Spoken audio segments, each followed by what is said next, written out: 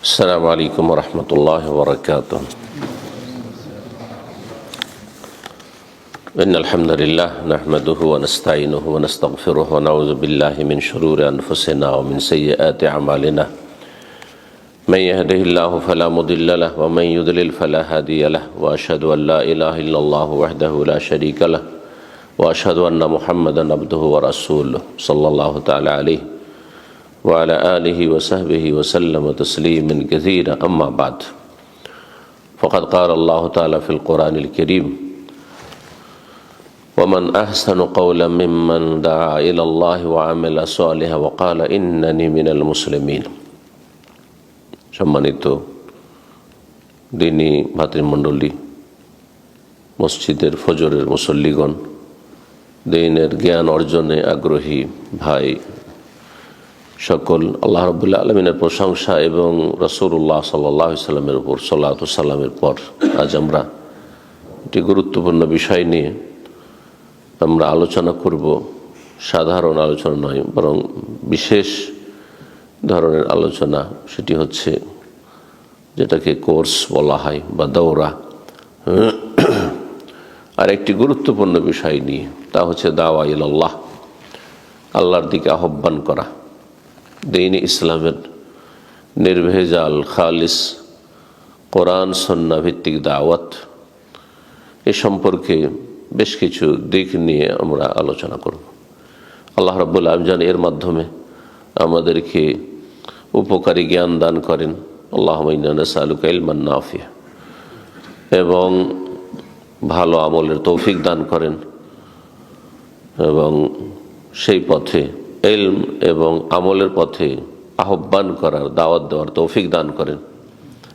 সূরাতুল আসরের উপরে আমল করে আমাদেরকে সাকসেস হওয়ার তৌফিক দান করেন, সফলতা দান করেন, এবং সার্বিক ক্ষয়ক্ষতি থেকে ইন্নাল ইনসানা লাফি খুসর, আসল হচ্ছে অধিকাংশ মানুষ ক্ষতিগ্রস্ত। কিন্তু যাদের মধ্যে এই চারটি বৈশিষ্ট্য রয়েছে, ইল্লাল্লাযীনা আমানু ওয়া আমিলুস সালিহাত ওয়া তাওয়াসাউ বিল হাক্কি ওয়া তাওয়াসাউ বিস সবর। তাওয়াসি বিল হক, হক কথা, সত্য কথা একে অপরকে জানানো, উপদেশ দেওয়া, এটি হচ্ছে দাওয়া ইলাল্লাহ।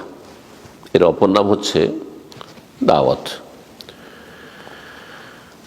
দ্বীনের দাওয়াত কোরআনের ভাষায় কয়েকটি শব্দ দিয়ে ব্যক্ত করা হয়েছে।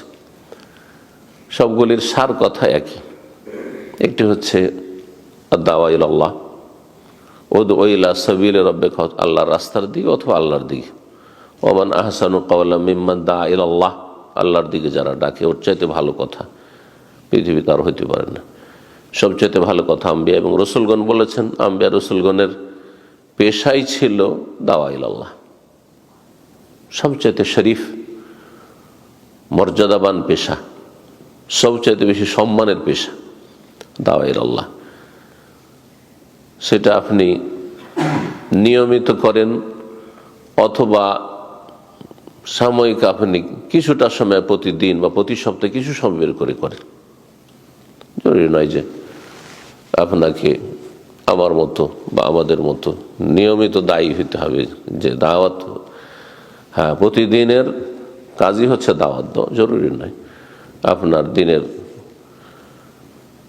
আমলের সাথে এবং তার সাথে দুনিয়ার কাজকর্মের সাথে অন্য অন্য রুজি রোজগারের যে সব উপায় রয়েছে সেগুলির সাথে সময় বের করে কিছু সময় হলো, সীমিত আকারে হলো, দাওয়ার কাজে জড়িত থাকা, তাহলে আপনি আল্লাহর কাছে সেই সম্মান পাবেন এবং সেই পথের পথিক, যেই পথের পথিক ছিলেন আম্বিয়া এবং রাসূলগণ। আল্লাহ যেন তৌফিক দান করেন। দাওয়া ইলাল্লাহ যেমন তাওয়াসি বিল হক, হ্যাঁ, ওয়া তাওয়াসাউ বিল হক, জি, এটি একটি দাওয়াতের অপর নাম। দাওয়াতের অপর নাম হচ্ছে আল আমরু বিল মারুফ ওয়া নাহিল মুনকার, ভালো কাজের উপদেশ দেওয়া, আদেশ দেওয়া, অন্যায় কাজে বাধা দেওয়া, এবং মানুষের শ্রেষ্ঠত্বের জন্য, বরং শেষ উম্মতের সবচেয়ে শ্রেষ্ঠ উম্মত হওয়ার জন্য শর্ত হচ্ছে তা'মুরুনা বিল মারুফ কুনতুম খায়রা উম্মাহ, তোমরা সবচেয়ে শ্রেষ্ঠ উম্মত, উখরিজাত লিন্নাস, মানুষের উপকারে তোমাদেরকে নিয়ে আসা হয়েছে, মানুষের উপকারে। তাহলে শুধু মুসলিমদের উপকারে নয়, নিজের ভাষাভাষীর উপকারে নয়, সারা বিশ্বের সমস্ত মানুষের উপকারের জন্য। উখরিজাত লিন্নাস, তোমাদের শ্রেষ্ঠত্ব কখন বহাল থাকবে? এই তিনটি বৈশিষ্ট্য যদি থাকে, তা'মুরুনা বিল মা'রুফ ওয়া তানহাউনা আনিল মুনকার ওয়া তু'মিনুনা বিল্লাহ, ভালো কাজের উপদেশ দেবে, অন্যায় কাজে বাধা দেবে, আল্লাহর প্রতি ঈমানদার হবে। ঈমানের সাথে ভালো কথা বলা, ভালোর সংখ্যা বাড়ানো, সমাজে ভালো সংখ্যা বাড়ানোর চেষ্টা করবেন, আর মন্দ কাজকে কমাবার চেষ্টা করবেন এবং অন্যায়কারীদের সংখ্যা কমাবার চেষ্টা করবেন, তাদেরকে দুর্বল করার চেষ্টা করবেন, যাতে করে পাপিষ্ঠরা শক্তিশালী হয়ে না থাকে। জি, পাপ থাকবে, পাপী থাকবে পৃথিবীতে, সব যুগে ছিল, এমন কোনো যুগ ছিল যেখানে পাপী ছিল না আল্লাহর জমিন, কিন্তু তারা দুর্বল হয়ে থাকবে, কোণঠাসা হয়ে থাকবে, তারা যাতে করে পৃথিবীতে দাপট চালাতে না পারে। এটা হচ্ছে দাওয়া ইলা আল্লাহর উদ্দেশ্য। ভালো মানুষের হাতে থাকবে দুনিয়ার চাবিকাঠি, আল্লাহ রাব্বুর পরে, এবং ভালো কাজের প্রচার প্রসার ঘটবে। তো দাওয়া ইলা আল্লাহ অত্যন্ত গুরুত্বপূর্ণ বিষয়। আমরা শুরু করি এই দাওয়া শব্দটির শাব্দিক এবং পারিভাষিক অর্থ দিয়ে। দাওয়া শব্দ তার শাব্দিক অর্থ বা আবিধানিক অর্থ হচ্ছে, যেটা প্রসিদ্ধ জানা আছে, সেটা হচ্ছে দাওয়া মানে, কে বলবেন? আপনাদেরকে অংশ নিতে হবে, কারণ এটা কোর্স। দাওয়াত মানে খাবার জন্য দাওয়াত দিচ্ছেন, তো দাওয়াত বলছেন না? জিয়াফতকে দাওয়াত বলছেন না? তার মানে আপনাকে ডাকা হয়েছে, তাই না? দাওয়া মানে তাহলে ডাকা, আহ্বান করা, নেদা। দাওয়া মানে হচ্ছে তলব করা, কোনো কিছু তলব করা, এই অর্থগুলি। দাওয়া দ্বীনকে, জীবন বিধানকে, ধর্মকে দাওয়াত বলা হয়। দাওয়াত, এটি হচ্ছে আমার দাওয়াত, মানে এটি আমার ধর্ম, সেটা হক হোক আর বাতিল হোক। দাওয়াত দুই রকম, একটা হচ্ছে হকের দাওয়াত, একটা বাতিলের দাওয়াত। অন্যরা দাওয়াত দিচ্ছে না, খ্রিস্টানিটির দাওয়াত দেয় না, তাদের দায়ী। বেদাতিরা বেদাতের দাওয়াত দিচ্ছে না, শিরকারীরা শিরকের দাওয়াত দিচ্ছে না, বাতিলপন্থীরা বাতিলের দাওয়াত দিচ্ছে না, বিভিন্ন যারা ভ্রান্ত কুফরি মতবাদী বেশি, তারা তাদের মতবাদের দাওয়াত দিচ্ছে না, তারা নিজেদেরকে শক্তিশালী করার চেষ্টা করছে।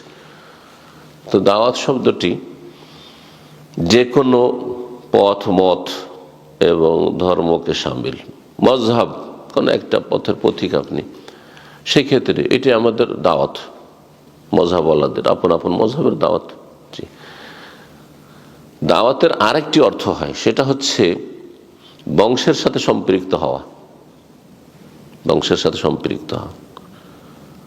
এই জন্য হাদিসে রয়েছে, লান আল্লাহ মানিদ্দা ইলা গায়রি আবিহি, আল্লাহ লানত রয়েছে ওই সব লোকের ওপর যারা নিজের বাপের সাথে নিজেকে সম্পৃক্ত না করে অন্যের সাথে নিজেকে সম্পৃক্ত করে। বাপ হয়তো নগণ্য মানুষ, গরিব মানুষ, অশিক্ষিত, মূর্খ, চাষি, আর ছেলে হয়ে গেছে অনেক শিক্ষিত, লজ্জা লাগে এই বাপের পরিচয় দিতে, হীনমন্যতায় ভুগে, যার ফলে হয়তো এমন কোনো বড় প্রভাবশালী পয়সাওয়ালা নেতা তার সাথে নিজেকে সম্পৃক্ত করল। এটা তো হয়তো খুব সীমিত আকারে হয়, কিন্তু একটা ব্যাপক আকারে হয় বিদাতি সমাজে। এটা ভারত, বাংলাদেশ, পাকিস্তানে আছে।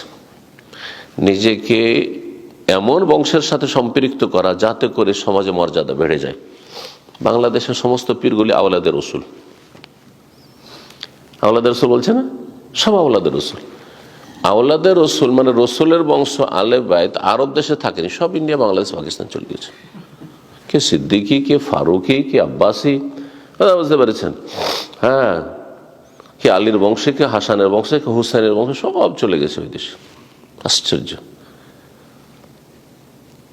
এরা হয়তো দুনিয়ার তুচ্ছ কিছু হাসিল করে নিচ্ছে এর মাধ্যমে, মানুষকে আকৃষ্ট করে মুরিদানদের সংখ্যা বাড়াচ্ছে, কিন্তু আল্লাহর লানত বর্ষণ হইতে সবসময় আছে। এখানে লান আল্লাহ, আল্লাহর লানত অভিসম্পাত রয়েছে আলা ওই সব ব্যক্তির ওপর, মানে মানে ইনতাসাবা, নাসাবের অর্থে এখানে ব্যবহার হয়েছে। যে ব্যক্তি নিজেকে মনসুব করবে, সম্পৃক্ত করবে এলা গাইরে আবিহি, নিজের বংশ ছাড়া অন্যের বংশের সাথে। আমি যদি নিজের প্রভাব বাড়ানোর জন্য আর নিজের ভক্তর সংখ্যা বাড়ার জন্য বলি যে আমি হচ্ছি সেই আপনার আবু বকর সিদ্দিকের বংশ, আমি হচ্ছে সেই আলীর বংশ, তো উসমানের বংশ, দুনিয়ার তুচ্ছ কিছু তো হাসিল হয়ে যাবে, কিন্তু আখেরাত থেকে বঞ্চিত হয়ে যেতে হবে, জাহান্নামের সম্মুখীন হইতে হবে। লানত কবিরা গুনাহ লানত হয়, সাগীরা গুনাহ কোনো লানত হয় না। যেখানে লানত হয়েছে আল্লাহর গজব হয়েছে সব পাপের ওপর, তার মানে ওগুলো কবিরা গুনাহ। এসব অর্থগুলি হয়ে থাকে, শাব্দিক অর্থ বললাম। শরীয়তের পরিভাষায় দাওয়া কাকে বলা হয়? তালাবুদ দুখুল ফিদ্দিন ওয়াল ইস্তিমসাক বিহি, হয় অমুসলিমদেরকে দিনে ইসলামে, দিনে প্রবেশের যদি দাওয়াতে হক হয়, তাহলে বাতিল তারা তাদের ধর্মে দীক্ষিত হওয়ার জন্য দাওয়াত দিচ্ছে। যারা বাতিলপন্থী, বেদাতপন্থী, তারা তাদের বেদাতে জড়িত হওয়ার জন্য দাওয়াত দিচ্ছে। রাফেজি শিয়াদের দাওয়াত যেমন, তাদের সংখ্যা বাড়ার জন্য, তাদের ধর্মে প্রবেশ করার জন্য দাওয়াত দিচ্ছে। তালাবুদ দুখুল ফিদ্দিন, তাহলে কোনো একটি ধর্মে জীবন বিধানে প্রবেশের জন্য দাওয়াত দেওয়া অন্যদেরকে যারা বাইরে আছে। আমরা যে দাওয়াত দিচ্ছি সালাফি দাওয়াত, কোরআন সুন্নাহর দাওয়াত, তার মানে দিন ইসলামে প্রবেশের দাওয়াত দিচ্ছি অমুসলিমদেরকে। এটা একটি, যেহেতু ওরা এখনো প্রবেশ করেনি, বাইরে আছে, মসজিদের বাইরে আছে, বলছি চলে আসেন, এরকম দিন ইসলামের বাইরে আছে। ওয়াল ইস্তিমসাক বিহি, অথবা দিন ইসলামকে আঁকড়ে ধরার জন্য দাওয়াত দিচ্ছি, দিন ইসলামকে শক্ত করে ধারণ করার জন্য দাওয়াত দিচ্ছি। এরা দুই ভাগে বিভক্ত। আর এখান থেকে আমরা একটা জিনিস বুঝতে পারবো যে দাওয়াতের ফিল্ড হচ্ছে তিনটি, দাওয়াতের ক্ষেত্র হচ্ছে তিনটি। দিনকে আঁকড়ে ধরার জন্য দাওয়াত দিচ্ছি মুসলিম সমাজের এক শ্রেণীর লোক যারা ফরজ অজেবে অবহেলা করে, 5 ওয়াক্ত নামাজ পড়ে না, রমজান মাসে রোজা রাখে না, অথবা রাখছে কিছু রাখলো কিছু রাখলো না, এক কথায় ফরজ অজেব আদায় করে না, হারাম নাজায়েজে লিপ্ত, বিভিন্ন পাপে জড়িয়ে আছে, যেগুলোকে পাপ মনে করছে তারপরে পাপ করছে, যেগুলো পাপ এমনি সমাজের সামাজিক পাপ, বিভিন্ন রকম যে পাপগুলো রয়েছে ধর্মীয় পাপ, শুধু শিরক বেদাত ছাড়া সমস্ত পাপকে পাপীরা পাপ মনে করে, জানে যেগুলো গুনার কাজ। চোর চুরি করে, জিজ্ঞাসা করেন ভালো কাজ করছেন, খুব খারাপ কাজ করছি ভাই। ধূমপান করে, ওকেও যদি জিজ্ঞাসা করেন কি বলে, বদ অভ্যাস হয়ে গেছে, ছাড়তে পারছি না, তার অভ্যাসটা ভালো না সেটাও জানছে। একমাত্র ধর্মে রঙে রঞ্জিত পাপ, সেটা হচ্ছে শিরক আর বিদাত। শিরক বেদাতকে শিরক বেদাতকারীরা পাপ মনে করে না, সবচেয়ে বড় অপরাধ এগুলি পাপ, আল্লাহর গজবের কারণ, আল্লাহর সন্তুষ্টির কারণ, কিন্তু সেগুলিকে নেকি অহম ইয়াহসাবুনা আন্নাহুম ইউহসিনুনা সুন্নাহ, তাদের ধারণা যে তারা খুব ভালোই কাজ করছে, মাজারে সিজদা করছে, খুব ভালো কাজ করছে, মিলাদ করছে, খুব অনেক সবের কাজ, জান্নাত যাওয়ার কাজ করল, নবীর মহব্বতের বহিঃপ্রকাশ ইত্যাদি ইত্যাদি, নিয়ত পড়ছে, খুব ভালো কাজ করছে। তো দিনকে আঁকড়ে ধরার জন্য যারা মুসলিম সমাজে আছে কিন্তু ফরজ ওয়াজিব ঘাটতি করছে, বিভিন্ন হারামে জড়িয়ে আছে, এদেরকে বলছি যে দিনকে আপনারা দিন যে ধরে আছেন বা দিন ধর্মে ইসলামে আছেন, নামকে অস্তে আছেন অথবা দুর্বল হয়ে আছেন, একটু মজবুত করে ধরেন। যারা শিরক বিদাত করছে, যাদের তৌহিদে ঘাটতি, যাদের সুন্নায় ঘাটতি, বিভিন্ন বিদাতের সাথে জড়িত, সুন্নাতকে উপেক্ষা করে সালাম ফেরার পর সম্মিলিত মনে হয়, অথবা সালাম ফেরার পর সুন্নত হচ্ছে আজকার পড়া, সালাম ফেরার পর কিছু লোক সাথে সাথে দিলেন টান, আজকারগুলি পড়লেন না, তাহলে এটা একটা দাওয়াত, সুন্নাতের দাওয়াত, যে এই সুন্নার কাজগুলি হচ্ছে আজকার, জিকির আজকার করুন, যদি আপনার তাড়া না থাকে, এমার্জেন্সি না থাকে, তারপরে যান। আপনি সাথে সাথে মোনাজাত ধরে এই সুন্নতের খেলাফ কাজ না করে সুন্নতি তরিকা আপনি আমলগুলি করুন, দোয়া করতে হবে, সেজদাই করুন, আপনি সালাম ফেরার আগে করুন, এটাও দাওয়াত। দাওয়াত যেমন আকিদাকে শামিল, তেমন ইবাদত বন্দিকেও শামিল, মানুষের আখলাক, চরিত্র, মামলাত, লেনদেন সবকে শামিল, কারণ ইসলাম সবগুলির নাম। তো দাওয়াতের ক্ষেত্র তাহলে কয়টি হলো? তিনটি। একটি হচ্ছে অমুসলিম, তাদেরকে দাওয়াত দেব। আর একটি হচ্ছে মুসলিম সমাজের যারা বিভিন্ন পাপে জড়িয়ে আছে, ফরজ ওয়াজিব ত্যাগ করছে, হারাম নাজায়েজে ডুবে আছে, হারাম খাচ্ছে, হারাম উপার্জন করছে, তাদেরকে দাওয়াত দেব। বেদিন বেহায়া বেপর্দায় চলাফেরা করছে, তাদেরকে দাওয়াত। আর আরেকটি ক্ষেত্র, তৃতীয় ক্ষেত্র হচ্ছে যারা বিভিন্ন শিরক বেদাতে জড়িয়ে আছে কিন্তু তারা ধার্মিক, তাদের দাঁড়িয়ে আছে, তাদের ইসলামী ফেস আছে, তারা 5 ওয়াক্ত নামাজ পড়ে, তারা তাহাজ্জুদ পড়ে, সালাতুদ দুহা পড়ে, তারা অনেক সওয়াবের কাজ করে, নফল রোজাও রাখে, দান সাদকাও করে, অনেক কাজ করে, কিন্তু শিরক বেদাত মিশ্রিত ইসলাম পালন করে। এটা হচ্ছে তৃতীয় ক্ষেত্র দাওয়াতের। এই সবগুলি ক্ষেত্র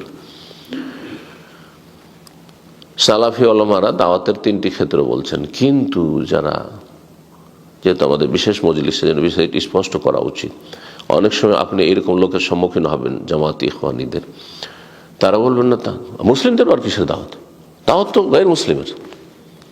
আমাকে বলেছে এক যুগে, তাদের সাথে একসময় কথাবার্তা হয়তো, এলাকার মানুষ, আপনারা শুধু মুসলিমদের মধ্যে কাজ করছে, এটাকে দাওয়াত বলছে, এটা কিসের দাওয়াত হলো? মানে দাওয়াত মানে যারা ইসলামের গণ্ডির বাইরে আছে তাদেরকে ডাকলে দাওয়াত দেওয়া হবে। আর মুসলিম সমাজের থেকে তারা যে ইসলাম পালন করছে না, ফরজ ওয়াজিবের সাথে সম্পর্ক নেই, হারামে ডুবে আছে, শিরক বিদআতে লিপ্ত আছে, শিরক বিদআতকে আসল ধর্ম মনে করছে, তাদেরকে দাওয়াত দেওয়া বলছে না, এটা দাওয়াত নয়, এটা হচ্ছে ইসলাহর কাজ, ইসলাহী কাজ, সংশোধনমূলক কাজ না, এই পার্থক্য না।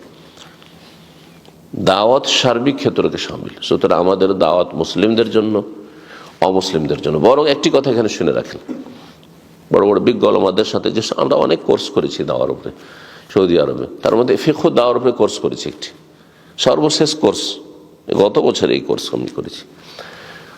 আর যে কোর্সটির কথা বললাম, যে প্রথম যে বিষয়টি, সেটা আমার মদিনা থেকে পাশ করার পরে একটা কোর্স হয়েছিল, 2 সপ্তাহের কোর্স হয়েছিল হায়েল। তারপরে অনেকগুলি কোর্স করেছি বড় বড় ওলামাদের সাথে। তো দাওয়াতের ক্ষেত্রে মানুষ, মুসলিম সমাজের যারা বিভিন্ন পাপে জড়িয়ে আছে, মুসলিম সমাজে তাহলে 2টো ফিল্ড আমাদের দাওয়াতের, তাই না? আর অমুসলিমের একটা ফিল্ড। মুসলিম সমাজ যারা বিভিন্ন ঘাটতিতে আছে, মানে বিভিন্ন গুনাহে জড়িয়ে আছে, এটা শিরক বিদআতের গুনাহ হোক অথবা ফরজ ওয়াজিব ত্যাগের গুনাহ হোক, হারাম নাজায়েজে লিপ্ত থাকার গুনাহ। এই মুসলিম সমাজে এরা কিন্তু সংখ্যাগরিষ্ঠ, মেজরিটি কিন্তু এরা। কয়জন মসজিদে আর বাসাতে কয়জন হিসাব করেন তো দেখি, এই মহল্লাতে যারা মসজিদের আশপাশে বাস করে, তাহলে সংখ্যাগরিষ্ঠ মুসলিম সমাজে বিভিন্ন পাপে জড়িয়ে আছে, বিভিন্ন পাপে গুনাহতে জড়িয়ে আছে। এদেরকে সংশোধন করে, এদেরকে ইসলামকে আঁকড়ে ধরার জন্য দাওয়াত দিয়ে এদেরকে রক্ষা করা, মানে এদেরকে খাঁটি মুসলিম বানিয়ে এদেরকে জান্নাতের সাথে নিয়ে যাওয়ার চেষ্টা করা, এটা হচ্ছে আমাদের ব্যবসার আসল পুঁজি। ব্যবসার আসল পুঁজি। ব্যবসার 2টো দিক আছে। আর অমুসলিমরা যদি 2-4টা আমরা নিয়ে আসতে পারি, বা বেশি, যত বেশি নিয়ে আসতে তত ভালো, সেটা হচ্ছে আমাদের লভ্যাংশ, সেটা হচ্ছে আমাদের লভ্যাংশ। একজন ভালো বিজনেসম্যান, অনেকে হয়তো ব্যবসা বিজনেস সম্পর্কে যথেষ্ট অভিজ্ঞতা রাখেন আমার চাইতে বেশি, সেই ব্যক্তি আগে তার আসল যে পুঁজিটা ইনভেস্ট করেছে সেটাকে সেভ করার চেষ্টা করে, নাকি লভ্যাংশ নিয়ে সে ফিকির করে? সেভ করার চেষ্টা করেছে। আমি ধরেন উদাহরণস্বরূপ, আমি 1 লক্ষ পাউন্ড এটা আমি ইনভেস্ট করেছি, এই টাকা যেন আগামী বছর যখন আমি ইনভেন্টরি করব বা যখন হিসাব করে অডিট করব, তখন যেন কমে না যায়। আসল পুঁজি বহাল, 1 বছর 2 বছর 5 বছর ব্যবসা করছেন, ধৈর্য ধরে ব্যবসা করছেন, এত ধৈর্যের প্রয়োজন। দেখছেন যে পুঁজি কমেনি, আমার 1 লাখ লাগিয়েছি আছে, তাহলে আপনি কিন্তু ব্যর্থ না, আপনি সফল, আপনার ব্যবসা লস খাননি। এ কথা বলছেন না যে আমি লস খেয়ে গেছি, মার খেয়ে গেছি, আসল পুঁজি ঠিক আছে, রাসুল মাল এটা। আর যেটা লভ্যাংশ, লাভ হলো তো খুব ভালোই হলো, যে তাতে আমি 10,000 20,000 এক বছরে লাভ করেছি, 50,000 লাভ করেছি, যত লাভ করতে হবে তত ভালো। তো অমুসলিমদেরকে ইসলামের মধ্যে নিয়ে আসা, এটা হচ্ছে লভ্যাংশ, আর হ্যাঁ, লাভের অংশ এটা। আর মুসলিম সমাজের যারা বিভিন্ন পাপে জড়িয়ে আছে তাদেরকে খাঁটি মুসলিম বানানো, এটা হচ্ছে আমাদের আসল মাল, আসল পুঁজি আমাদের ব্যবসার। আল্লাহর সাথে ব্যবসা করছি। হাল আদুল্লাকুম আলা তিজার, আল্লাহকে ব্যবসা বলেছেন। তুনজিকুম মিন আযাবিন আলীম, তো এই ব্যবসা ঠিক ওই রকমই যেমন দুনিয়ার ব্যবসায়ীরা ব্যবসা করে, আর তাতে একটা লভ্যাংশ আছে আর একটা হচ্ছে আসল পুঁজি আছে। সুতরাং অমুসলিমদের দাওয়াতের চাইতে মুসলিমদের দাওয়াতের গুরুত্ব কম নয়, আরো বেশি রয়েছে। কারণ এরা যদি চোরও হয় তবু মাঝে মাঝে নিজেকে ধিক্কার দেয়, নফসে লওয়ামা, বিভিন্ন পাপ হারাম খায় তারপর নিজেকে ধিক্কার দেয়। এই জন্য হারাম রোজগার দিয়েও আল্লাহকে সন্তুষ্ট করার জন্য, তওবা করার জন্য, গুনার বোঝা হালকা করার জন্য উমরাতে যাচ্ছে, দান সাদকা করছে, করছে না? কেন করছে? জি, এদের মধ্যে অনেক খায়ের আছে, বিভিন্ন পাপে জড়িয়ে আছে, কিন্তু অনেক কল্যাণ আছে এদের মধ্যে। যারা শিরক বিদআত করছে মুসলিম সমাজের, এর অনেক একটি ফরজ অজেব হয়তো তাদের ঘাটতি নেই, শুধু ঘাটতি কিসে? যেটা বুঝে না, অবুঝ ভুল ইসলাম বুঝে আছে, তাওহীদে ঘাটতি, সুন্নায় ঘাটতি, শিরক বিদআতে জড়িয়ে আছে। এরা আল্লাহকে ভালোবাসে, রসুল অনেক কোরআন সুন্নাহ অনুসারীর চাইতে বেশি, ভালোবাসার পদ্ধতি জানে না, কিন্তু অনেক কোরআন সুন্নাহ অনুসারীর চাইতে বেশি আল্লাহ এবং রসুলকে ভালোবাসে তারা। তাহলে এরাকে যদি ঠিক করে দেওয়া যায় তো এদের দ্বারা ইসলামের অনেক কাজ হবে। কিন্তু আপনি একটা অমুসলিমকে নিয়ে আসলেন, তারপরে তার অন্তরে ইসলাম কি গরজ ইসলাম কবুল করছে, তারপর অন্তরে সে ইসলাম বসলো কি বসলো না, কতটা বসলো, তারপরে সে দিন ইসলামের খেদমতে কিছু অবদান রাখার যোগ্যতা লাভ করলো কি করলো না, অনেক দূর আপনাকে তার জন্য অপেক্ষা করতে হবে। এই জন্য মুসলিম সমাজের সংস্কারমূলক কাজ, এই দাওয়াতকে এত হালকা বা তুচ্ছ মনে করলে হবে না, এটাকে অনেক বেশি গুরুত্ব দিতে হবে। আল্লাহ তৌফিক দান করুন। তাহলে যখন দাওয়াতের আমরা শাব্দিক পারিবারিক ভাষিক অর্থ আলোচনা করলাম এবং তার সাথে আরো বেশ কিছু কথা আলোচনা করলাম, তাহলে দাওয়াত মানে যখন আহ্বান করা, তাহলে এই আহ্বান ভালো হইতে পারে, মন্দ হইতে পারে। এই জন্য যারা ভালো পথে মানে ওহির পথে আহ্বান করে, কোরআন সুন্নাহর পথে আহ্বান করে, সাহাবায়ে কেরাম, তাবেইন, তাবা তাবেইনের যুগে যে খাঁটি ইসলাম ছিল সেদিকে আহ্বান করে, সে দাওয়াত হচ্ছে হকের দাওয়াত, হকের দাওয়াত, সেটা হচ্ছে দ্বীনুল হক।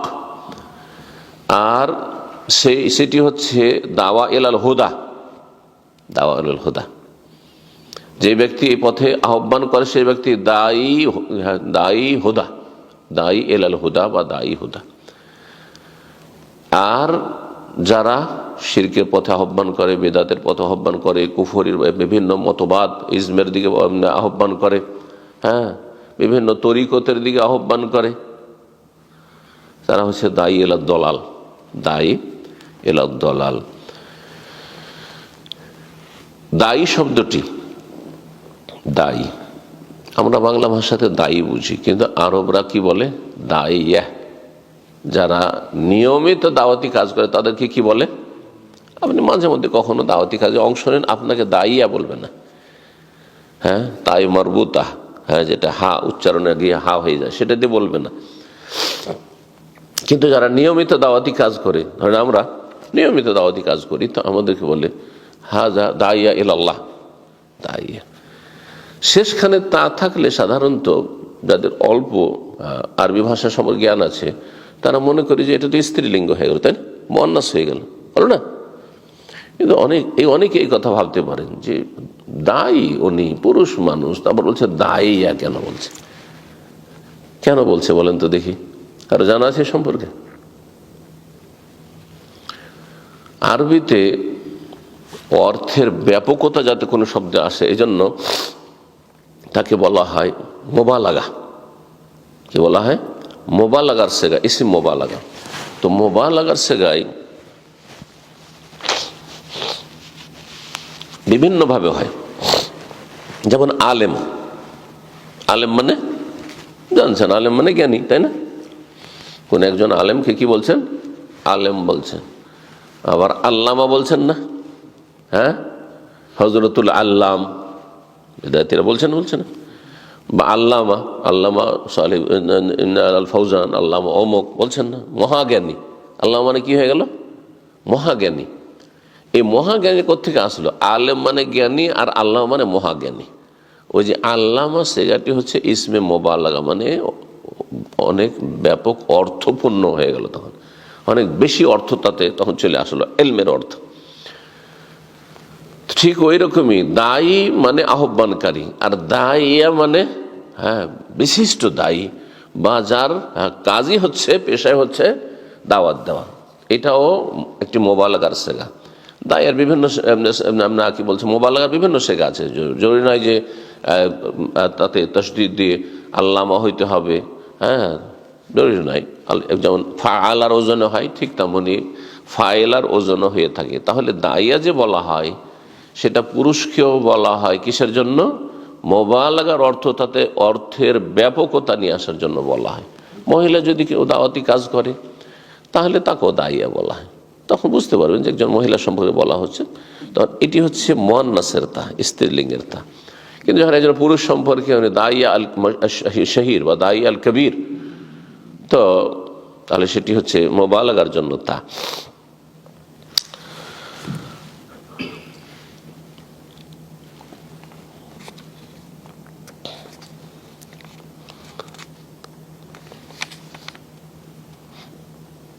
আমরা দাওয়াত দেব কেন?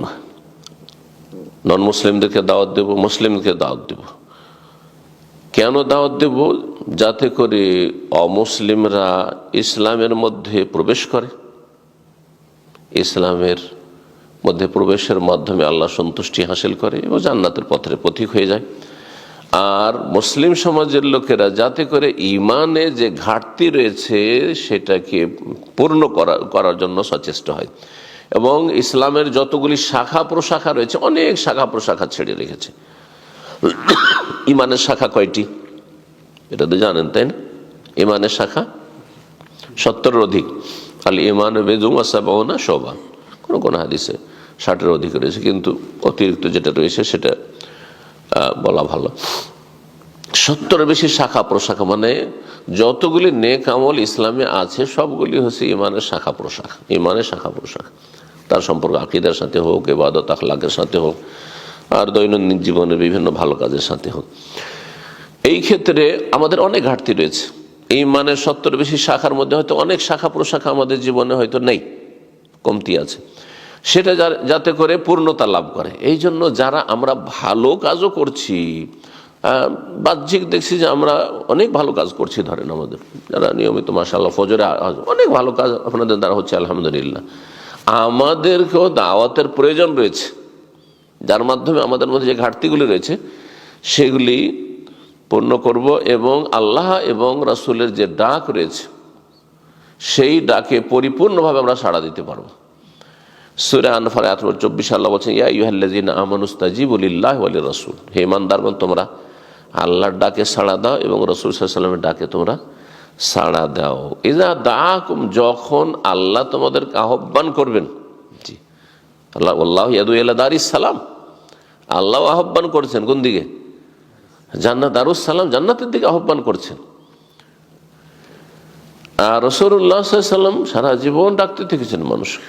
জি, লেমা ইউহয়িকুম, যাতে করে তোমাদেরকে সত্যিকারের হায়াত দান করতে পারে। এ দাওয়া ইলাল্লাহর কাজে হায়াত রয়েছে, হায়াতুল কুলুব। মরা অন্তরগুলি জীবিত হবে। যেই অন্তরগুলি মরমর হয়ে গেছে, মুমূর্ষ হয়ে গেছে, দুর্বল হয়ে গেছে, সেই অন্তরগুলি, সেই হৃদয়গুলি সঞ্জীবিত হবে, সতেজ হবে, শক্তিশালী হবে।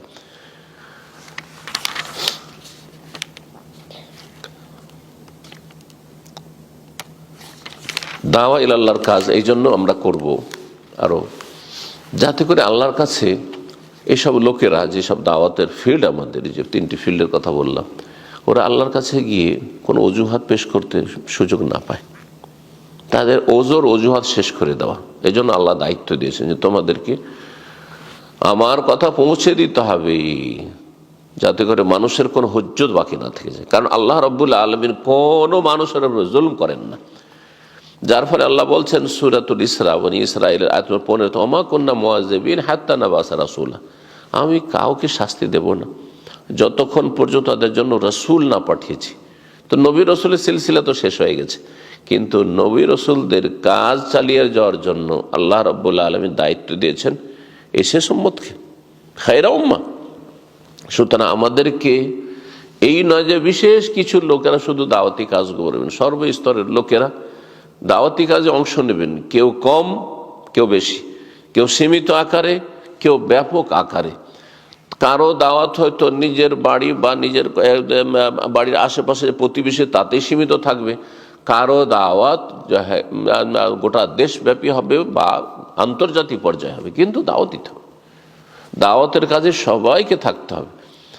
আপনার চোখের সামনে একটি ভালো কাজ হইতে হবে, অথচ সেই কাজটি হচ্ছে না। আপনার চোখের সামনে অন্যায় কাজ হচ্ছে, যেটা মোটে হওয়া উচিত নয়, জায়েজ নয়, তাহলে আপনার তখন দায়িত্ব বেড়ে যায়, সে বিষয়গুলির দিকে ইনশাআল্লাহ তাআলা ধীরে ধীরে আসবো, যে দাওয়াত দেওয়া কখন ফারজে আইন আর কখন ফারজে কিফায়া, দাওয়াতের হুকুম কি। এই দাওয়াত যুগে যুগে দেওয়ার জন্য আল্লাহ বহু রসুলকে পাঠিয়েছেন। আল্লাহ সূরা নিসা 165 আয়াতে বলছে, রাসূলাম মুবাশশিরিন ওয়া মুনযিরিন, আমি বহু রসুল প্রেরণ করেছি যারা মানুষকে সুসংবাদ দিয়েছে, যদি তারা দাওয়াতে সাড়া দেয়, তাদেরকে আশ্বস্ত করেছে তোমাদের সুসংবাদ জান্নাতের, দুনিয়া আখেরাতের সম্মানের সুসংবাদ। মুনযিরিন, সতর্ক সাবধান করেছেন যদি তারা অ্যাভয়েড করে, দাওয়াতকে না কবুল করে। তাহলে লিআল্লা ইয়াকুনা লিন-নাসি আলাল্লাহি হুজ্জাতুন বা'দা রাসূল, নবী রসুল আসার পরে বা নবী রসুলদের যারা উত্তরাধিকারী ওলামা দোয়াত আসার পরে তাদের কাছে কোনো হুজ্জত না থাকে, যে আল্লাহ আমরা তো জানতাম না যে মিলাদ করা বিদআত, আমরা জানতাম না যে নিয়ত পড়া বিদআত, আমরা জানতাম না যে এসব ওজিফাগুলি বিদআত, খতমে ইউনুস বিদআত, জানতাম না। এইসব যেন না থাকে। জানতাম না যে তোমার কাছে একমাত্র দিন হচ্ছে ইসলাম, এটা জানতাম না। আমরা মনে করতাম যে তোমাকে পাওয়ার জন্য আমরাও চেষ্টা করেছি, মুসলিমরাও চেষ্টা করেছে। ও মুসলিমরা অনেকে এই ধারণা রাখে যে সবাই সেই পথের প্রতি, আমাদের সবার উদ্দেশ্য হচ্ছে ওপরওয়ালাকে পাওয়া, হিন্দুরা বলে। জি, তো তাদের হুজ্জত কায়েম করতে হবে। জি, অধিকাংশ যেসব দাওয়াতের বিধিবিধান রয়েছে, মাসলা মাসাইল রয়েছে, সবগুলি কোরআনে কারিমের এই কয়েকটি আয়াতে রয়েছে। সূরা ইউসুফের আয়াত নম্বর 108 আল্লাহ ইরশাদ করছেন, কুল হে নবী বলেন, হাযিহি সাবিলি, এটাই হচ্ছে আমার রাস্তা, এটি হচ্ছে আমার রাস্তা। কি রাস্তা? আদু ইলাল্লাহ, যে আমি আল্লাহর দিকে ডাকবো। তাহলে আল্লাহর দিকে ডাকাটাই হচ্ছে আম্বিয়া রসুলগণের শেষ নবী সৈয়দুল মুরসালিন খাতামুন নবীন মুহাম্মদ সাল্লাল্লাহু আলাইহি সাল্লামের পথ, সেটা হচ্ছে তার পথ, আদর্শ। এবং আদু ইলাল্লাহ, এতে ইখলাসের শিক্ষা দেওয়া হয়েছে। কোন দিকে ডাকবো? আল্লাহর দিকে ডাকবো। এই জন্য যে আমার স্বার্থ পুরা হলে আমি ডাকবো, না হলে ডাকবো না। হ্যাঁ, আমার যদি যথাযথ সম্মান হয় তাহলে আমি দাওয়াত দেব, না হলে দেব না। আমার যদি যথাযথ ঠিকভাবে মূল্যায়ন হয় তাহলে ডাকবো, না হয় ডাকবো না। আমাকে একটু কষ্ট দিলে আমি বলবো না জাহান্নামে যা, অনেকে আছেন না, আদা খাবি স্বাদ পাবি, বলবোই না তোদেরকে। না, আম্বিয়া রাসূল জুলমের শিকার হয়েছেন, কষ্ট করেছেন, বরং জালেমদের হাতে খুন হয়েছে। ইয়াকতুলুনা নবিয়্যিন ইয়াকতুলুনা আম্বিয়া, তারা। জি, আল্লাহর দিকে আহ্বান করা, ইখলাসের শিক্ষা দেওয়া হয়েছে। আলা বাসিরাতিন, এতে শিক্ষা দেওয়া হয়েছে যে আপনি অজ্ঞতার সাথে মানুষকে ইসলামের কথা বলবেন না। বাসিরাত মানে আলা ইলম, জেনে শুনবেন, নিশ্চিত হয়ে বলবেন।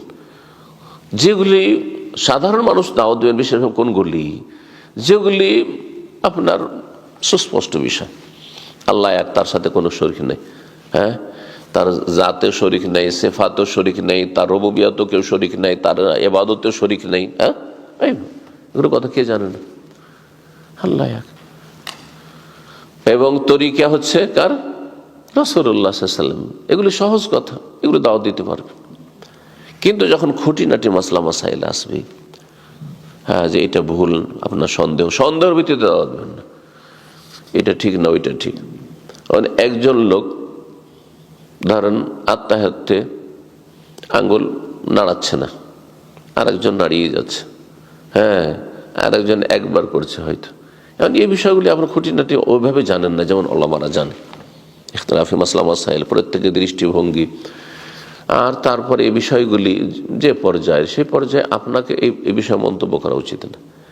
অথবা জাতীয় পর্যায়ে, জাতীয় ইস্যু, রাষ্ট্রীয় বিষয়, দেশের যে বর্তমান সমস্যা, এখন এই বিষয়গুলিতে সাধারণ মানুষরা যে কোনো মন্তব্য করছেন, হ্যাঁ এরা ঠিক ওরা ভুল, হ্যাঁ এরা জালেম ওরা মাজলুম, এইসব না, এগুলো বিষয় আপনাদের না, এই বিষয়গুলি আপনাদের না, এই বিষয়গুলি বিশিষ্ট উলামা কিরামদের। ওয়ালাউ রাদ্দুহু ইলা রাসূলি ওয়া ইলা উলিল আমরে মিনহুম, এই উলিল আমর হচ্ছে উলামা, উলিল আমর হচ্ছে শাসক গোষ্ঠী। জি, দুই শ্রেণীর উলিল আমর। যদি তারা কার দিকে ফিরিয়ে দিত? রাসূল সাল্লাল্লাহু আলাইহি ওয়াসাল্লামের দিকে। হ্যাঁ, রাসূল সাল্লাল্লাহু আলাইহি ওয়াসাল্লামের জীবদ্দশায়, কিন্তু তারপরে উলামাদেরকে কথা বলার সুযোগ দিতে হবে। কিন্তু আজকাল এই সোশ্যাল মিডিয়াতে সবাই যেহেতু স্বাধীন, যার যা ইচ্ছে মন্তব্য করতে আছে, লিখতে আছে, কমেন্ট করতে আছে। তো যেগুলো জাতীয় ইস্যু বা আন্তর্জাতিক ইস্যু, মুসলিমদের আন্তর্জাতিক সমস্যা অথবা খুঁটিনাটি জুজিয়া ফিকহি মাসলা মাসাইল জটিল, সেগুলো সেসব বিষয়ে দাওয়াত দিতে যাবেন না। একটা তালাকের মশলায় কেউ ভুল করেছে, একটা বিয়ে শাদীর ক্ষেত্রে কেউ ভুল করেছে, আপনার মনে হচ্ছে ভুল, কিন্তু আপনি এসব সম্যক মশলা জানা নাই, এগুলো দাওয়াত দিতে যাবেন না। আপনি দাওয়াত দেবেন কোনগুলি? যেগুলো আপনার জানা আছে, এটি সুন্নাত, এটি বিদআত, এটি সহি, এটি ঠিক, এটি ভুল, স্পষ্ট জানা আছে সেই বিষয়গুলি। 5 ওয়াক্ত সালাত ফরজ, কি জানে না? 5 ওয়াক্ত সালাতের দাওয়াত দেন। হ্যাঁ, রমজান মাসের দিন একজন মুসলিম রাস্তাঘাটে পানাহার করবে, কে জানে না যেটা হারাম? হ্যাঁ, অথচ সে তার রোজা ফরজ আছে, সাবালক। আর যদি তার ওজরও থাকে তো যথাসাধ্য চোখের আড়ালে করবে, যাতে করে অন্যরা সুযোগ না পেয়ে যায়, ইত্যাদি। তাই বিষয়গুলি, যেই বিষয়গুলি স্পষ্ট, সেগুলির দাওয়াত সাধারণ মানুষরা দেবে। আলা বাসিরাতিন, এক কথায় আগে জ্ঞান অর্জন করতে হবে, আমলে চেষ্টা করতে হবে, তারপরে দাওয়াত দিতে হবে। আমল না করতে, একটি মাসলা আরো আসবে আমাদের আলোচনায়, অনেক ক্ষেত্রে আমরা আমল করতে পারি না, তাহলে দাওয়াত দিতে পারবো না। ধরে নেন যে আমি তাহাজ্জুদ পড়তে পারি না, আর আমাকে আলোচনা করতে দিলেন তাহাজ্জুদে, অথবা আমি তাহাজ্জুদ নিয়ে আলোচনা করতে পারি কি পারি না? অবশ্যই পারি। যদি নয় যে আমাকে একবারে ফেরেশতা হয়ে আসতে হবে তারপরে আপনাদেরকে ভালো কথা বলবো। আপনাদেরকে আমি আল্লাহ এবং তার রাসূলের কথা বলছি কিনা এটা দেখার বিষয় রয়েছে। প্রত্যেক মানুষের ভুল আছে, সুতরাং আমার ভুল থাকার কারণে আগে ভুল সংশোধন করব, তারপরে এসে দাওয়াত দেবো না, এটা ফর্মুলা না, এটা ভুল ধারণা। জি, আনা ওয়া মান ইত্তাবা'আনি, আমি এবং আমার যারা অনুসারী। তাহলে বোঝা যাচ্ছে যে দাওয়ার কাজ শুধু আম্বিয়া রাসূলগণের মাঝে সীমিত নয়, বরং তার অনুসারী যদি সত্যিকার অনুসারী হতে চান তাহলে এই কাজে জড়িত হবেন আপনি। যদিও পার্ট টাইম, হ্যাঁ ফুল টাইম নয়, কিন্তু পার্ট টাইম আপনি দাওয়াতি কাজ করবেন না মাঝে মধ্যে। ওয়া মা আনা মিনাল মুশরিকিন, এদের শিক্ষা দেওয়া হয়েছে যে তাওহীদ ভিত্তিক দাওয়াত দিতে হবে, হ্যাঁ সুন্নাহ ভিত্তিক দাওয়াত দিতে হবে।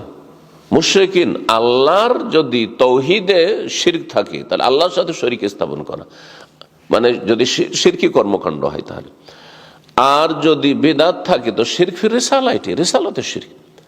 নবীর মতো করে আপনি কোনো ইমামকে, কোনো আপনি পীরকে, কিন্তু শাইখকে মানছেন, তাহলে শিরক ফির রিসালা, এটি রিসালাতের শিরক। এটি ওয়াসাল্লিমু তাসলিমা, নবী সাল্লাল্লাহু আলাইহি ওয়াসাল্লামের কথার সামনে কারো কথা আর কোনো প্রকাশ করার অধিকার নেই, কোনো মূল্য নেই। আমার আপনার কথার কোনো মূল্য নেই। আইম্মা কেরামদের কথা যদি সাংঘর্ষিক হয়, খেলাফ হয় রাসূলুল্লাহ স্পষ্ট হাদিস, তাহলে কোনো মূল্য নেই, কোনো মূল্য নেই, সেই কথার কোনো মূল্য নেই। তার মূল্য অবশ্যই আছে। আবার অনেকে কিন্তু এখানে বাড়াবাড়ি করে দেন, একটা মাসলা ভুল হয়েছে কোনো ইমামের অথবা কোনো আলেমের, তখন তার মূল্যই আপনার কাছে নেই না, এটা ভুল কথা। তার ওই কথাটির মূল্য নেই, কিন্তু তার অনেক এলেম আছে, অনেক খেদমত আছে। সুতরাং ইমাম আবু হানিফা রাহিমাহুল্লাহর ইজতিহাদি মাসাইলে অনেক ভুল থাকার কারণে বা কিছু ভুল থাকার কারণে তার মূল্য আমার কাছে না, অবশ্যই আমার কাছে অনেক মূল্য তার। জি, এভাবে এহতেরাম থাকতে হবে আমাদের। জি, এই ক্ষেত্রে অনেক সালাফিরা তাদের অল্প জ্ঞানের কারণে অথবা তাকওয়ার অভাবের কারণে জবানকে লম্বা করে দেন না, মোটেই নয়, মোটেই না। মানুষের ভুল হইতে পারে, আমার 10টা মশলায় ভুল আছে, কিন্তু 100টাই যদি আমার ভালো হয় তো আপনি আমার পজিটিভটা দেখবেন না আপনি? আল্লাহ রাব্বুল আলামিন যেন মধ্যম পন্থা অবলম্বনে, এটি হচ্ছে মধ্যম পন্থা। আমরা বাড়াবাড়িও করব না যে সব কথাই তাদের নেব, তারা মানুষ, নবী রাসূল না। আর আমরা তাদের মানহানিও করব না তাদের ভুলের কারণে, কারণ তাদের খেদমত এত বেশি আছে যে আমরা 500 বছর বয়স দিলে হয়তো হবে না।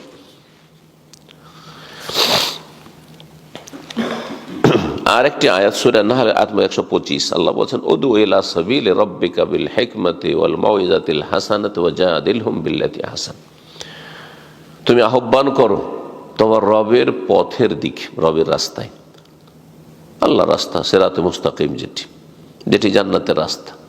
এই রাস্তায় চললে শেষ প্রান্তে জান্নাত, কখনো জাহান্নাম যাবেন না। এই পথকে যদি আঁকড়ে ধরে থাকা, যেটিকে সূরা ফাতিহায় সিরাতে মুস্তাকিম বলে আল্লাহ এই দোয়া শিখিয়েছেন এবং ফরজ করেছেন দোয়া পড়া। 5 ওয়াক্ত সালাতের প্রত্যেক রাকাতে এই দোয়া করা, মানে এই সূরাতুল ফাতিহা পড়া, সূরাতুদ দোয়া, এটি পড়াকে আল্লাহ ফরজ করেছেন, রোকন, তাছাড়া সালাত হবে না। কত গুরুত্বপূর্ণ দোয়া তাহলে। তো সেই পথের দিকে আহ্বান করবেন। এখানে দাওয়াতের পন্থা শিখানো হয়েছে, বেল হেকমা, হেকমা কৌশল। হেকমা মানে কোনো কথা লুকিয়ে রাখা নয়। হেকমা মানে যখন যেই কথা এবং যাকে যেই কথা বললে ইসলামের ভালো হবে, খেদমত হবে, তখন সেটা বলবেন। এজন্য সব কথা সব জায়গায় বলা যায় না, সব কথা সব সময় বলা যায় না, সব কথা সবাইকে বলা যায় না। একজন অমুসলিম সদ্য ইসলাম গ্রহণ করতে এসেছে বড় আগ্রহের সাথে এখানে, আর তারপরে তখন আপনাদের মধ্যে কেউ উদাহরণ দিতে হলে বুঝতে পারবেন, কেউ বলছে যে মুসলিম হলে কিন্তু খাতনা করতে হবে, যেমনই বলেছেন তখন সে লাফিয়ে উঠে, আমি এই কাজ করতে পারবো না, আমার বয়স 30 চলে গেল, খাতনা অসম্ভব। সাথে সাথে টান দিয়ে চলে গেল। আপনি কি করলেন? লাভ করলেন, লস করলেন? গুনাহগার আপনি। এই গুনার বোঝা আপনাকে উঠাইতে হবে, সে যে জাহান্নামে যেতার আপনার জেহালাতের কারণে। তা এর নাম হচ্ছে হিকমত। এই জন্য বললাম সব কথা সবাইকে বলা যায় না, সব কথা সব সময় বলা যায় না। একটি লোক বেনামাজি, মুসলিম সমাজে যারা দাওয়াতের ফিল্ডে আছে, মানে দাওয়াত যাদেরকে আমরা দাওয়াত দেবো তাদের মধ্যে নামাজ পড়ে না, মুখ থেকে তার সিগারেটের গন্ধ আসছে, হ্যাঁ, অথবা মদের গন্ধ আসছে ধরেন, কিন্তু নামাজ পড়ে না, শিরকি আকীদার, সে আল্লাহ পরকাল কিছুই জানে না। তাকে আপনি বলবেন যে তো মদ খাওয়া হারাম, এটা বলবেন? তাকে বলবেন যে আপনি মুখে গন্ধ কেন, এই গন্ধ নিয়ে তো মসজিদে কেন, বলবেন? না, মোটেই না, মোটেই না। এটা হিকমা। যখন যে কথা বললে আপনার আমার উদ্দেশ্য কি? আল্লাহর দিনে মানুষকে নিয়ে আসা, দিনের কাছে, আল্লাহর কাছাকাছি করা এবং এই জান্নাতের রাস্তায় লাগিয়ে দেওয়া। তো জান্নাতের রাস্তায় লাগবে কোন পথ অবলম্বন করলে, এইটাকে বোঝা এবং সেটার প্রয়োগ করা, এটা হচ্ছে হিকমা। ওয়াল মাউইযাতিল হাসানা, ভালো উপদেশের সাথে, ভালো উপদেশ, তারগীব তারহিব, উৎসাহিত করেন, করলে এই পাবেন। আর তারহিব মানে ভয়ভীতিও দেখান, না করলে এই শাস্তি রয়েছে, এই গুনাহ করলে এই শাস্তি রয়েছে, এই গুনাহ যদি ছেড়ে দেন তো আল্লাহ আপনার জন্য, আর এই ফরজ কাজ করেন তো আপনার জন্য, দেখেন 5 ওয়াক্ত নামাজ পড়লে, জুম্মা পড়লে, হ্যাঁ, সব গুনাহ মাফ। হাদিস আছে না? রমজান তার সাথে এইভাবে তারগীব ও তারহিব। ওয়াজাদিলহুম বিল্লাতি হাসান। আর তৃতীয় হচ্ছে যে সবচাইতে ভালো পন্থায় মানুষের সাথে তর্ক করো। তাহলে তর্ক করা সীমিত আকারে, যখন তখন যার সাথে তর্ক লাগিয়ে দেবেন, এটা মূর্খের কাজ। ধর্ম নিয়ে তর্ক করা, এতে কোনো লাভ নাই, বরং সমাজে সম্পর্কের অবনতি আর মানুষের সাথে সম্পর্ক খারাপ হয়ে যাওয়া, কথাবার্তা বন্ধ হয়ে যাবে, আপনার আক্রোশ হয়ে যাবে, দুশ্মনী হয়ে যাবে, সালাম বন্ধ করে দিবে, আপনাকে দেখলে দূরে টান দিবে, বরং আপনার ক্ষয়ক্ষতি করার চেষ্টা করবে, আপনার ধন সম্পদের ক্ষয়ক্ষতির চেষ্টা করতে পারে, আপনার ছেলে মেয়েদের ক্ষয়ক্ষতির চেষ্টা করতে পারে, আশেপাশে থাকে। সুতরাং দুশ্মন বানানো আমাদের উদ্দেশ্য নয়। তাহলে তর্ক করা যাবে সীমিত আকারে। এই যে মোনাজেরা, বহস, হ্যাঁ, যখন তখন ছোটোখাটো মশলা নিয়ে, এরা হয়ে নিয়ে, তো আমি জোরে না আসতে, আর তারাবি 8 না 20 না, এগুলো মোটে উচিত না। হ্যাঁ, তবে যেগুলো এমন মশলা যেগুলোতে ঈমান এবং কুফরের মশলা, শিরক এবং বিদআতের মশলা গুরুত্বপূর্ণ যেসব মাসাইল, আর সেটা সীমিত আকারে, আর সেটাতে যদি দেখেন যে সেটা ফলপ্রসূ হবে, বিল্লাতি হিয়া হাসান বলেননি, আহসান, সবচেয়ে ভালো পন্থায় যদি হয়। সবচেয়ে ভালো পন্থায় মানে এই তর্ক মোনাজারা বহাসের মাধ্যমে ঝগড়া বিবাদ বাড়বে না, ফিতনা ফাসাদ অশান্তি বাড়বে না, সমাজে কলহ, হ্যাঁ, আর দ্বন্দ্ব বাড়বে না, হ্যাঁ, মারামারি শুরু হবে না। আর বর্তমান যুগে মোনাজারা হয় না, মোনাজারার সংজ্ঞা আলাদা।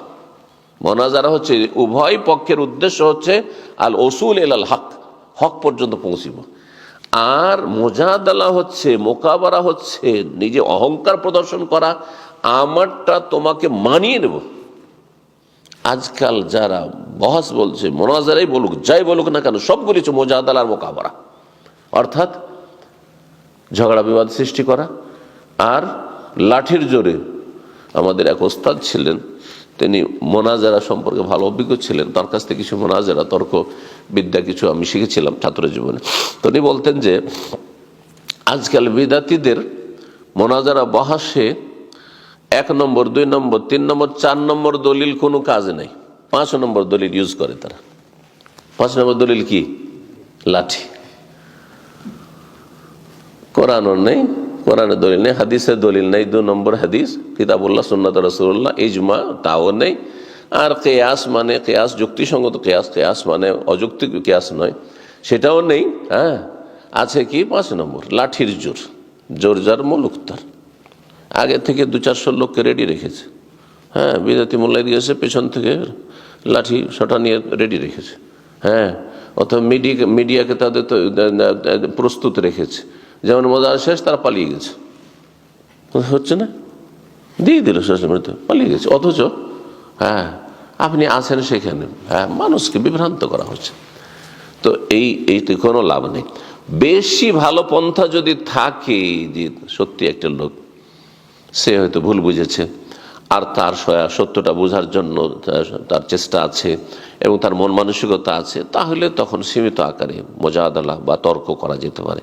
তার নাম জেদাল দেন, মোজাদালা দেন, কিন্তু কথা হচ্ছে সেটাতে যেন মানুষের সাথে সম্পর্ক ঠিক থাকে আর উদ্দেশ্য ভালো থাকে উভয় পক্ষের।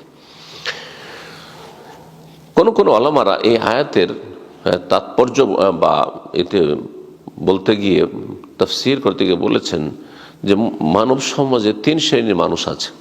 এই জন্য 3টি পন্থার কথা আল্লাহ বলেছেন, বিল হিকমাতে ওয়াল মাউইজাতিল হাসানাতে ওয়া জাদিলহুম বিল্লাতি হাসান।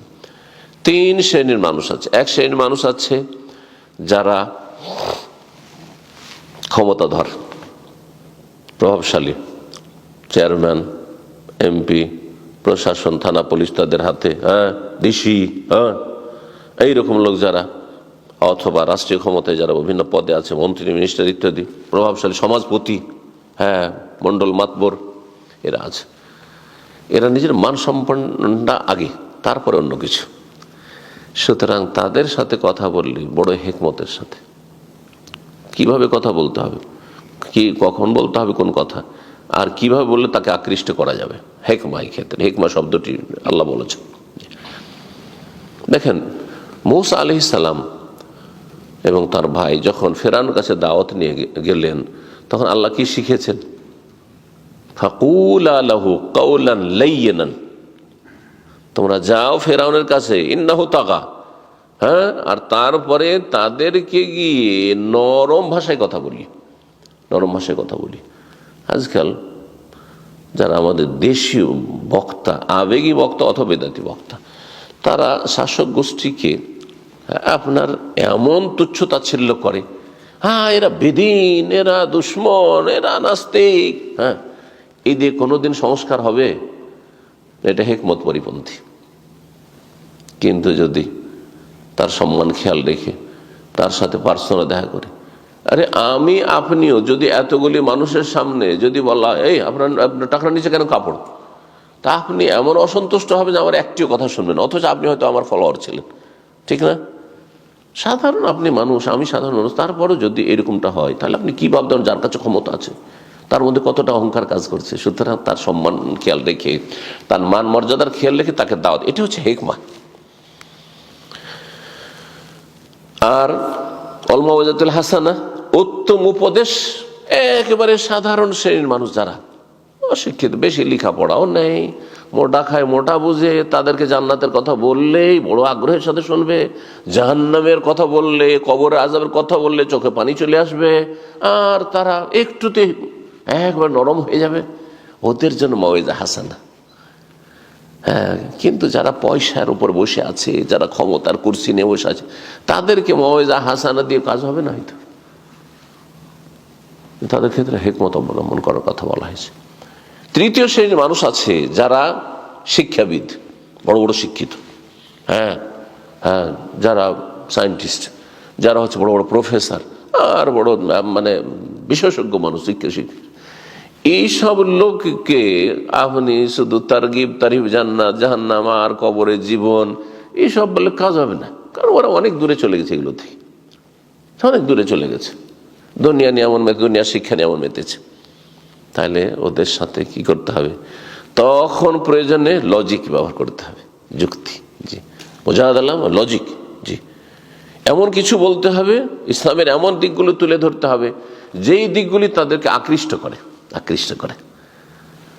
ইসলামকে তাদের সামনে তুলে ধরতে হবে এমন ভাবে যাতে করে তারা ইসলামের সৌন্দর্যে প্রভাবিত হয়। আল্লাহ যেন আমাদের সকলকে তৌফিক দান করেন। এই জন্য দিনের দাওয়াত সর্বস্তরে, মুসলিম সমাজে আরো সর্বস্তরের লোক আছে আমাদের। এখন যদি একজন মেডিকেল ডাক্তার হয় আর সে যদি ডাক্তারদেরকে দাওয়াত দেয়, আর সে যদি মেডিকেল, আল্লাহ রাব্বুল আলামিন যা কিছু রেখেছেন, যা সে স্টাডি করেছে মানুষের শরীর নিয়ে বা একটা আপনার কোনো পশু পাখির শরীর নিয়ে, সেই নিয়ে যদি সে সেটাকে যদি আপনি দাওয়াতের কাজে সেই ব্যক্তি যদি লাগায়, তাহলে এতটা সে উপকার করে যেটা আমি হয়তো করতে পারবো না। জি, তো এই জন্য এই তিনটি কথা আল্লাহ রাব্বুল এখানে বলেছেন। লেখক বলছেন যে এতে আল্লাহ রাব্বুল আলামিন দাওয়াতের হুকুম বর্ণনা করেছেন, দাওয়াতের মাধ্যম বর্ণনা করেছেন, দাওয়াতের পন্থা বর্ণনা করেছেন, দাওয়াতের ফজিলত বর্ণনা করেছেন। বিভিন্ন বিষয়গুলি এই আয়াতগুলিতে এসেছে। জি, এখন আরেকটি বিষয় আমরা আলোচনা করি, সেটা হচ্ছে হুকমুদ দাওয়া ইলাল্লাহ তাআলা, আল্লাহর দিকে আহ্বান করার মানে দাওয়াতের হুকুম কি শরীয়ত। হুকুম যখনই বলবো তখন ফিকহের পরিভাষায় বা উসুলে ফিকহের পরিভাষায় 5-এর 1 হবে।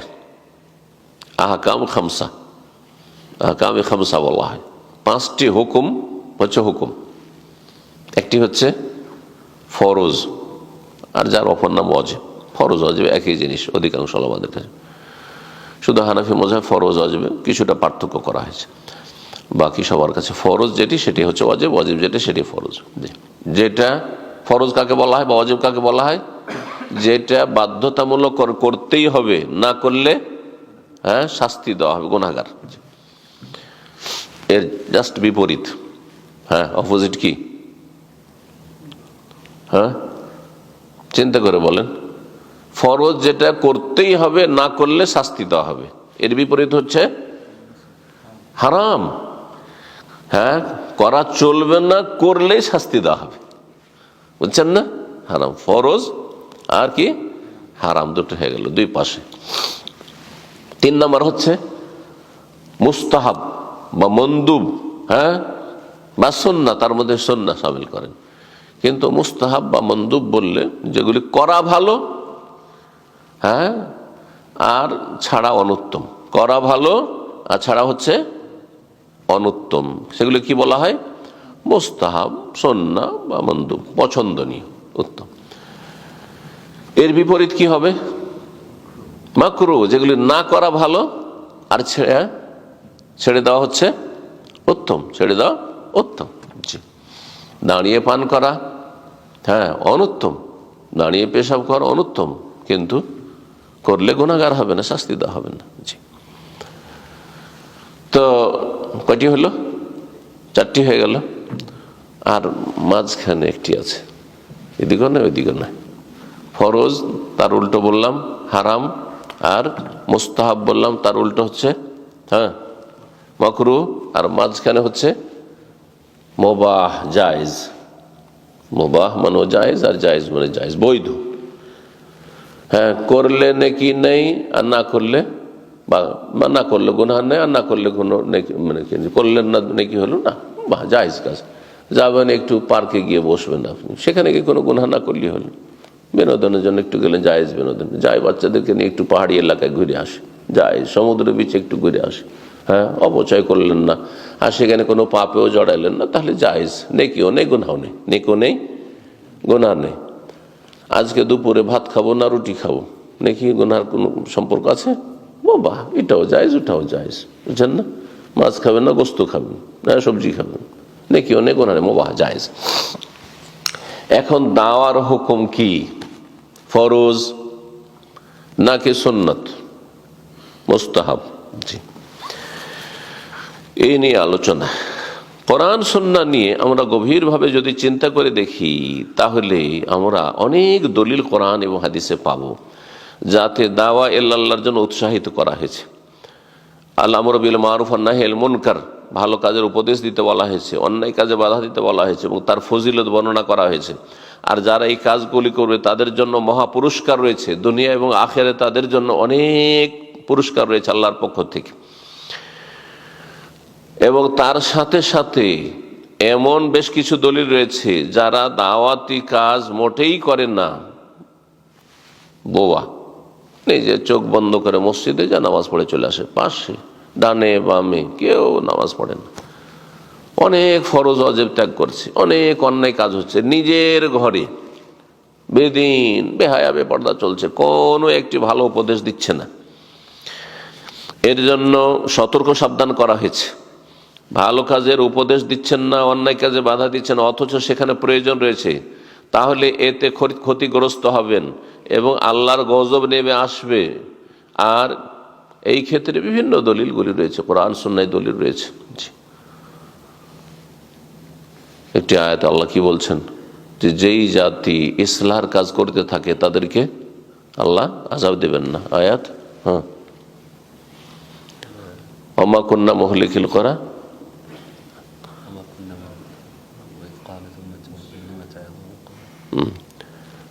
ইল্লা আহলুহা মুসলিহুন, যে আয়াত বলছে যেই জাতি ইসলাহর কাজ করতে থাকবে, হ্যাঁ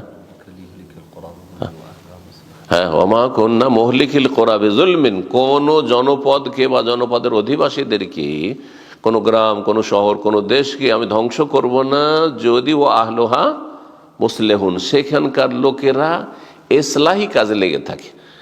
এই জন্য দাওয়া ইলাল্লাহর যে বিভিন্ন নাম, তার মধ্যে একটি নাম হচ্ছে ইসলাহ। ইন উরিদু ইল্লাল ইসলাহ, আমির কি বলতেন, আমাদের কাজই হচ্ছে সংস্কারমূলক কাজ করা। এই জন্য একজন মুসলিম কখনো ফাসাদ করে না, ফাসাদকে হারাম মনে করে, কখনো বিশৃঙ্খলা সৃষ্টি করে না, না পারিবারিক বিশৃঙ্খলা তার মধ্যে রয়েছে, না সামাজিক বিশৃঙ্খলা রয়েছে, না রাষ্ট্রীয় বিশৃঙ্খলা রয়েছে, কোনো অশান্তি করে না। যদি কোনো মুসলিম দ্বারা অশান্তি হয় কোথাও, যে শান্তি বিঘ্নিত হয়, জানতে হবে তাহলে তো সে ইসলামের প্রতিনিধি না। সে আল্লাহু লা ইউহিব্বুল ফাসাদ, আল্লাহ ফাসাদ পছন্দ করেন না। একজন মুসলিম সবসময় ইসলাহর কাজ করে, কারণ আম্বিয়া রাসূলগণ সবাই ইসলাহি কাজ করেছেন, এটা আপনাকে করতে হবে। আর যদি না করেন আল্লাহর গজব নেমে আসবে। নবী সাল্লাল্লাহু আলাইহি ওয়াসাল্লাম আদর্শ থেকে আপনি আদর্শচ্যুত হলেন। আর এই ক্ষেত্রে ওলামাদের অনেক উক্তি রয়েছে দাওয়াতের গুরুত্ব এবং ভালো কাজের উপদেশ দেওয়া, অন্যায় কাজে বাধা দেওয়ার ক্ষেত্রে। যদি আমরা এই দাওয়ার কাজ করি তাহলে এই দিন কিয়ামত পর্যন্ত টিকে থাকবে, না হলে যত দাওয়াতি কাজে অবহেলা করে তত দ্রুত এই দিন মুছে যাবে আল্লাহর জমিন থেকে। আপনি একটু কল্পনা করুন যে সবাই যদি আমরা মুখ বন্ধ করি, আমাদের মধ্যে কেউ ভালো কথা বলার নেই গোটা দেশে, তাহলে 10-20টা বছর যাবে না, নিউ জেনারেশন যারা আসবে তারা একবারে আল্লাহ থেকে সম্পর্কহীন হয়ে যাবে। ইসলামের শিক্ষাও নেই, না মাদ্রাসা, না সেখানে কোনো রকম দ্বীনি আলাপ আলোচনা, না দাওয়ার কাজ। এই জন্য মাদ্রাসার উদ্দেশ্য হচ্ছে দাওয়ার কাজ। দাওয়া নাম দিলেই শুধু দাওয়া নাই, মাদ্রাসাতে যদি সীমিত আকারে বেশ কিছু ছাত্র তৈরি করা হচ্ছে, কিন্তু সেটার উদ্দেশ্য হচ্ছে যে দায়ীর আল্লাহ তৈরি করা, এবং এরা গিয়ে বিভিন্ন গ্রামে বিভিন্ন অঞ্চলে গিয়ে এরা দিনে দাওয়াতে কাজ করবে। এই সবগুলি যদি বন্ধ হয়ে যায়, আপনি এমন একটা কল্পনা করুন তো দেখি, আল্লাহ না করে এমনটা হয় যে দেশে কোনো মাদ্রাসা নেই, সব বন্ধ। একসময় যেমন সোভিয়েত ইউনিয়নে হয়েছে, আপনারা যারা মুরব্বী তারা জানেন, সেখানে দীর্ঘ 70 বছর তাদের জুলম অত্যাচার চলেছে মুসলিমদের উপর। কোরআন শিক্ষা নিষিদ্ধ, দিনী শিক্ষা নিষিদ্ধ, আর তারপরে সেখানে কোনো রকমের কোনো দাওয়ার কাজ নেই, আর যারা দাওয়াতি কাজ করবে তারা সবকে শেষ করে দেওয়া হয়। এইরকম যদি পরিস্থিতি হয় যে সবার মুখ বন্ধ, আছেন কিন্তু বন্ধ করে দিয়েছেন মুখ, অথবা কেউ নেই, তাহলে কত দ্রুত এই দিন শেষ হয়ে যাবে। এই দিন পালনের কোনো লোক খুঁজে পাওয়া যাবে না। দেখা যাবে যে মুসলিমদের সন্তান কিন্তু সবাই কি হয়ে গেছে, হয় সব মুলহিদ বেদিন হয়ে গেছে, তারপরে পেট ছাড়া পয়সা ছাড়া কিছুই বুঝে না, আল্লাহ পরকাল আখিরাত কিছুই জানে না। এই জন্য দিন তখনই বাকি থাকবে, বহাল থাকবে যখন দাওয়ার কাজ হতে থাকবে। দাওয়ার কাজ থাকলে দিন অবশ্যই বহাল থাকবে, আর দাওয়ার কাজ নেই তো দিন শেষ হয়ে যাবে। সৌদি আরবের বড় একজন আলেম ছিলেন শেখ আবদুল্লাহ বিন হুমাইদ, বর্তমান সবচাইতে প্রবীণ ইমাম যে মসজিদে হারামের, শেখ সালেহ বিন হুমাইদ নাম হয়তো শুনেছেন। শেখ সালেহ বিন হুমাইদ, ওনার খুতবা খুবই মূল্যবান খুতবা হয়, জি, জ্ঞানগর্ভ খুতবা। ওনার সম্মানিত পিতা খুব বড় আলেম ছিলেন, তিনি হায়াত কেবার ওলামার তিনি একজন বড় আলেম ছিলেন। তিনি বলছেন যে জাআতিল আহাদিসুল কাসীরা ওয়াল আহাদিসুশ শাহীরা বিল হাসসি আলা দাওয়াতি ইলাল্লাহ, বহু আয়াত এবং বহু প্রসিদ্ধ হাদিস এসেছে দাওয়াতি কাজে উৎসাহিত করার জন্য, অবায়ান ওজুবেহা, এবং দাওয়ার কাজ যে ওয়াজিব ফরজ এই বিষয়ে, অমালিদ দায়ী ফি হামিল আজরে, আর যারা দায়ী দাওয়াতি কাজ করবেন তাদের জন্য যে পুরস্কার রয়েছে সেসব বিষয়গুলি বর্ণনা করা হয়েছে কোরআনে হাদিসে। ওয়াল আয়াতুল কোরআনিয়া দাল্লা আলা দাওয়াত আকসার মিন আয়াতিস সাওমি ওয়াল হজ্জি আল্লাযাইনি হুমা রুকনানি মিন আরকানিল ইসলামিল খামসা। খুব গুরুত্বপূর্ণ কথা বলেছেন এটি। তিনি বলছেন যে দাওয়া সম্পর্কীয় আয়াত কোরআনে একদিকে আপনি কালেকশন করেন, আর আরেক দিকে আপনি সিয়াম রোজা সম্পর্কীয় আয়াত কালেকশন করেন। শুধু একটি জায়গায় রোজা সম্পর্কে আয়াত, তাই না? কোথায়? সূরা বাকারাতে, ঠিক কিনা? ইয়া আইয়ুহাল্লাযীনা আমানু কুতিবা আলাইকুমুস সিয়ামু কামা কুতিবা আলাল ক্বাবলিকুম, কয়েকটি আয়াত। জি, হজের আয়াত সূরা বাকারায়, সূরা আলে ইমরানে, আর সূরা হজে কিছু, ঠিক না? এর চাইতে বেশি পরিমাণ আয়াত পাবেন দাওয়া ইলাল্লাহ সম্পর্কে। দাওয়া ইলাল্লাহ কখনো দাওয়ার ভাষা দিয়ে, কখনো আমর বিল মারুফ আর নাহির মুনকারের ভাষা দিয়ে, কখনো ইসলাহের ভাষা দিয়ে, কখনো অন্য আরো ভাষা দিয়ে, কখনো তাওয়াসি বিল হক ইত্যাদি দিয়ে। বলছেন যে কোরআনে কারিমে রোজা এবং হজের চাইতে বেশি আয়াত রয়েছে, রোজা হজ সংক্রান্ত আয়াতের চাইতে বেশি আয়াত রয়েছে দাওয়া ইলাল্লাহ সম্পর্কীয় আয়াত। অথচ সিয়াম রোজা হচ্ছে ইসলামের কয় নম্বর রুকুন? শাহাদাতাইন লা ইলাহা ইল্লাল্লাহ মুহাম্মাদুর রাসূলুল্লাহ, তারপরে 5 ওয়াক্ত সালাত, তারপরে যাকাত, তারপর 4 নম্বর। কিন্তু আমাদের সামনে নামাজ রোজা, তাই না? রোজাকে আর যাকাতকে নিয়ে গিয়ে শেষ খেলে ফেলে দিয়েছে। যাই হোক, গুরুত্ব যাকাতের বেশি, এতে কোনো সন্দেহ নেই। তো এই হজ আর রোজা, সিয়াম ইসলামের রুকুন, হজ ইসলামের রুকুন, ইসলামের একটি খুঁটি, গুরুত্বপূর্ণ খুঁটি। কিন্তু দাওয়া ইলাল্লাহ সম্পর্কে আয়াত বেশি রয়েছে। এই জন্য কিছু কিছু ওলামাদের মত, এটা আপনাদেরকে বলে রাখি, যে যেমন ইমানের পিলার হচ্ছে কয়টি? 6টি, ঠিক তেমন ইসলামের পিলার হচ্ছে 6টি। ইসলামের পিলার 5টি, এটা তো প্রসিদ্ধ, এটা সবার কাছে স্বীকৃত, কিন্তু ইসলামের পিলারও হচ্ছে 6টি। কিছু কিছু ওলামারা বলেছেন 6 নম্বর কোনটি? দাওয়া ইলাল্লাহ সেটাকে বলেন, অথবা সেটাকে জিহাদ বলেন, যাই বলেন না কেন, জি সেটি কিছু কিছু ওলামাদের কাছে। তো বলছেন তারপরে তিনি যে ফাদ-দাওয়া ইলাল্লাহ মিন আযম ওয়াজিবাতিশ শরিয়তিল মুতাহহারা, শরীয়তের সবচেয়ে বড় ওয়াজিব কাজ হচ্ছে আল্লাহর দ্বীনের দাওয়াত দেওয়া। ওয়া আসলুন আযীমুন মিন উসুলিহা, এবং এটি হচ্ছে ইসলামের মৌলিক নীতিমালার একটি গুরুত্বপূর্ণ মহান নীতিমালা। বেহা ইয়াকমুলু নিজামুশ শরী, এর মাধ্যমে শরীয়তের বিধিবিধান পরিপূর্ণতা লাভ করে। দাওয়াতের কাজ দেবেন, তাহলে আজকাল একটি ভাষা আপনারা ব্যবহার করছেন ইংরেজি ভাষায়, প্র্যাকটিসিং মুসলিম। দেখেন, জন্মসূত্রে যারা আমাদের ইন্ডিয়া, বাংলাদেশ, পাকিস্তান আহলুল হাদিস, তাদের অধিকাংশই প্র্যাকটিসিং মুসলিম নয়। খেয়াল করে যদি দেখেন সেই সমাজে দেখেন, দেখা যাচ্ছে যে যেমন ইসলামের পর্দা সেরকম পর্দা নেই, যেমন ইসলামে সহশিক্ষা ঠিক নয়, সেগুলো নাই। যেমন ইসলামে ধরেন, ইসলামে হচ্ছে যে ইসলামে দাড়ি থাকবে, অধিকাংশ যদি দাঁড়িয়ে নেই। এমনকি 5 ওয়াক্ত নামাজ, অধিকাংশ লোক বেনামাজি, ব্যাস সীমিত আকারে। আমরা সহি আকীদা কিসের? ওই যে ওরা মাজার পূজা করে, আমরা মাজার পূজা করি না, ওরা পীর ধরে, আমরা পীর ধরি না, তাই না? ঠিক কিনা? ওদের চাইতে অনেক অনেক গুণে ভালো ওইসব লোকেরা যারা প্র্যাকটিসিং মুসলিম যাদেরকে বলছেন। তার মানে যা শিখছে, প্রথম কথা শিখছে যথাযথ, আর শিখার পরে কি করছে? আমল করছে। এটা কিসের মাধ্যমে হবে? আর কিসের মাধ্যমে এটা হয়েছে? এর বয়স বেশি না বাঙালি সমাজে 30 বছর, ম্যাক্সিমাম 25 থেকে 30 বছর। এর মাঝে যে আমাদের মাঝে একটা আলহামদুলিল্লাহ পরিবর্তন এসেছে, আর বিশেষ করে যুবকদের মাঝে, স্কুল কলেজ ইউনিভার্সিটির ছেলে মেয়েদের মধ্যে যে পরিবর্তন এসেছে, আপনি আশ্চর্য হবেন যদি সেই সব মহলে আপনি যান এবং যোগাযোগ করেন। কারণ আমাদের সাথে যেহেতু এইরকম যোগাযোগ হয়, সেটা বুঝতে পারি এসব ছেলেরা মাত্র 18 বছর, 20 বছর, 15 বছর, বাপ নামাজ পড়েন না, দাদা পর্যন্তই। এই গত সপ্তাহে একজন জুম্মার প্রোগ্রাম বলছেন আমার, হ্যাঁ দাদা এরকম বেনামাজি, আমার বাপ বেনামাজি, সে ছেলে 18 বছর 20 বছরের ছেলে, একবার প্র্যাকটিসিং মুসলিম। কিসের বরকত? দাওয়ার বরকত। এটি দাওয়ার বরকত।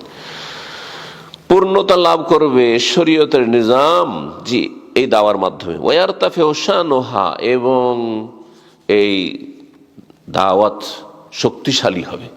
যত আপনি দাওয়াতের কাজ করবেন তত বেশি শক্তিশালী হবে। এখন আজকাল দেখা দেখি কিন্তু দাওয়াতি কাজ করতে শুরু করেছে সাধারণ মানুষ। এক সময় দাওয়াতি কাজ করলে মানে মৌলভী সাহেব হইতে হবে, মাদ্রাসা পড়ুয়া হইতে হবে, জেনারেল শিক্ষিত দাওয়াতি কাজ করবে? না না, এগুলো কিছুই ছিল না, এসব কল্পনা তো ছিল না মানুষের। জি, আমরা ছাত্র জীবনে এইসব দেখিনি কোনোদিন। এই 25-30 বছরের মধ্যে দেখেন আজকাল ইয়াং ছেলেরা যা শিখছে দাওয়াতি কাজ করে বেড়াচ্ছে আপন আপন ক্ষেত্রে। আল্লাহ রাব্বুল আলামিন এটাকে যেন আরো বৃদ্ধি করেন। জি, তারপরে এই দাওয়ার কাজের অপর নাম যে আল আমরু বিল মারুফ ওয়া নাহিল মুনকার, ভালো কাজের উপদেশ দেওয়া, অন্যায় কাজে বাধা দেওয়া। এর মাধ্যমে মুমিন আর মুনাফিকের মাঝে পার্থক্য সুস্পষ্ট হয়। মুমিন যারা হবে, ইমানদার হবে, তারা দিনের দাওয়াতে কাজ করবে, আর যারা দিনের দাওয়াতে কাজে অবহেলা করবে, মোটেই মুখ খুলছে না, নিজে হয়তো সীমিত আকারে ভালো কাজ করে, ফরজ ওয়াজিব ঠিক আদায় করে, হারাম নাজায়েজ থেকে বেঁচে থাকে, ব্যক্তি জীবনে সে তার ফরজগুলি আদায় করছে, কিন্তু বোবা, মুখ বন্ধ। যদি এমন হয় তাহলে নেফাকের পরিচয়টি, মুনাফিকের পরিচয়টি। সূরা আল্লাহ রাব্বুল আলামিন ইরশাদ করেছেন, আল মুনাফিকুন ওয়াল মুনাফিকাতু বাযুহুম মিন বায ইয়ামুরুনা বিল মুনকার ওয়া ইয়ানহাউনা আনিল মারুফ, সূরা তাওবা। মুনাফিক পুরুষ এবং মুনাফিক নারীরা এরা একে অপরের অন্তর্ভুক্ত, মানে মুনাফিকের দলে শামিল, পুরুষ হোক আর নারী হোক, ওরা এক দলের লোক। তাদের কাজ হচ্ছে কি? ইয়ামুরুনা বিল মুনকার, অন্যায় কাজের জন্য মানুষকে উৎসাহিত করে, অন্যায়ের জন্য উৎসাহিত করে, পাপের দাওয়াত দেয়। ওয়ানহাউনা আনিল মারুফ, ভালো কাজে তারা বাধা সৃষ্টি করে। দেখেন, হিজাব পড়তে বাধা সৃষ্টি করা, বাংলাদেশের মতো হ্যাঁ দেশে, মুসলিম দেশে, যেখানে মুসলিম 90% যেখানে মুসলিম, সেখানে বা তারও বেশি, সেখানে যদি এমন স্কুল থাকে যেখানে হিজাব ব্যবহার করতে বাধা, দিন চর্চা করতে বাধা, এটা হচ্ছে মুনাফিকের চরিত্র। এটা মুনাফিকের চরিত্র আল্লাহ কোরআনে কারীমে বর্ণনা করেছেন।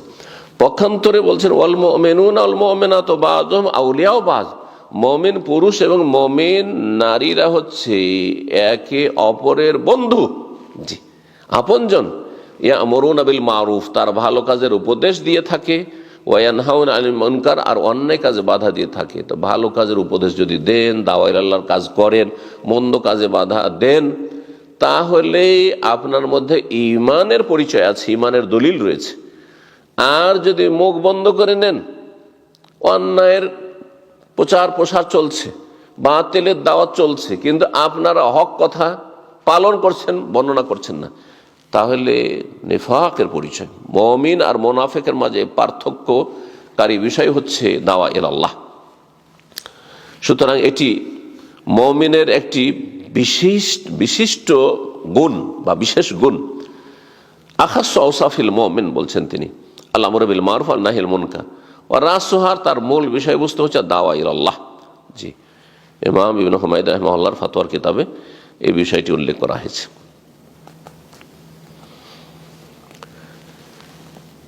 দাওয়া ইলাল্লাহর হুকুম নিয়ে আলোচনা করছিলাম, কথা লম্বা হয়ে যাচ্ছে, এখন সংক্ষেপে বলি। আল্লাহর দ্বীনের দাওয়াত দেওয়া বা দাওয়াতি কাজ করার হুকুম কি?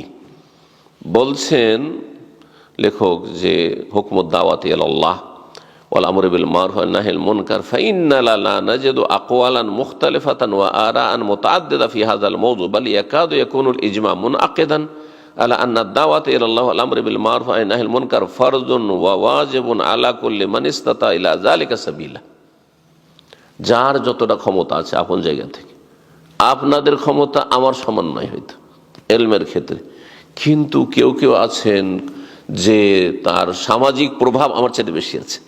হ্যাঁ, সামাজিক তার শক্তি প্রভাব বা সেখানে তার কথা লোকেরা মানে, দুনিয়ার সব কথা মানাচ্ছেন আপনি, আপনার গোটা বংশ আপনার কাছে মাথা ঝুঁকিয়ে দিচ্ছে যে কোনো পারিবারিক সামাজিক বিষয়, তাহলে সেখানে আপনি দিনের কাজ করলে আমার চাইতে বেশি, আমার কথা হয়তো উপদেশমূলক ওয়াজমূলক হবে হয়তো, হ্যাঁ, কিন্তু আপনার কথা ভয়ে মানবে, ভয়ে শুনবে, তাহলে আপনার তখন দাওয়াতের গুরুত্ব আমার চাইতে বেশি বেড়ে যায়।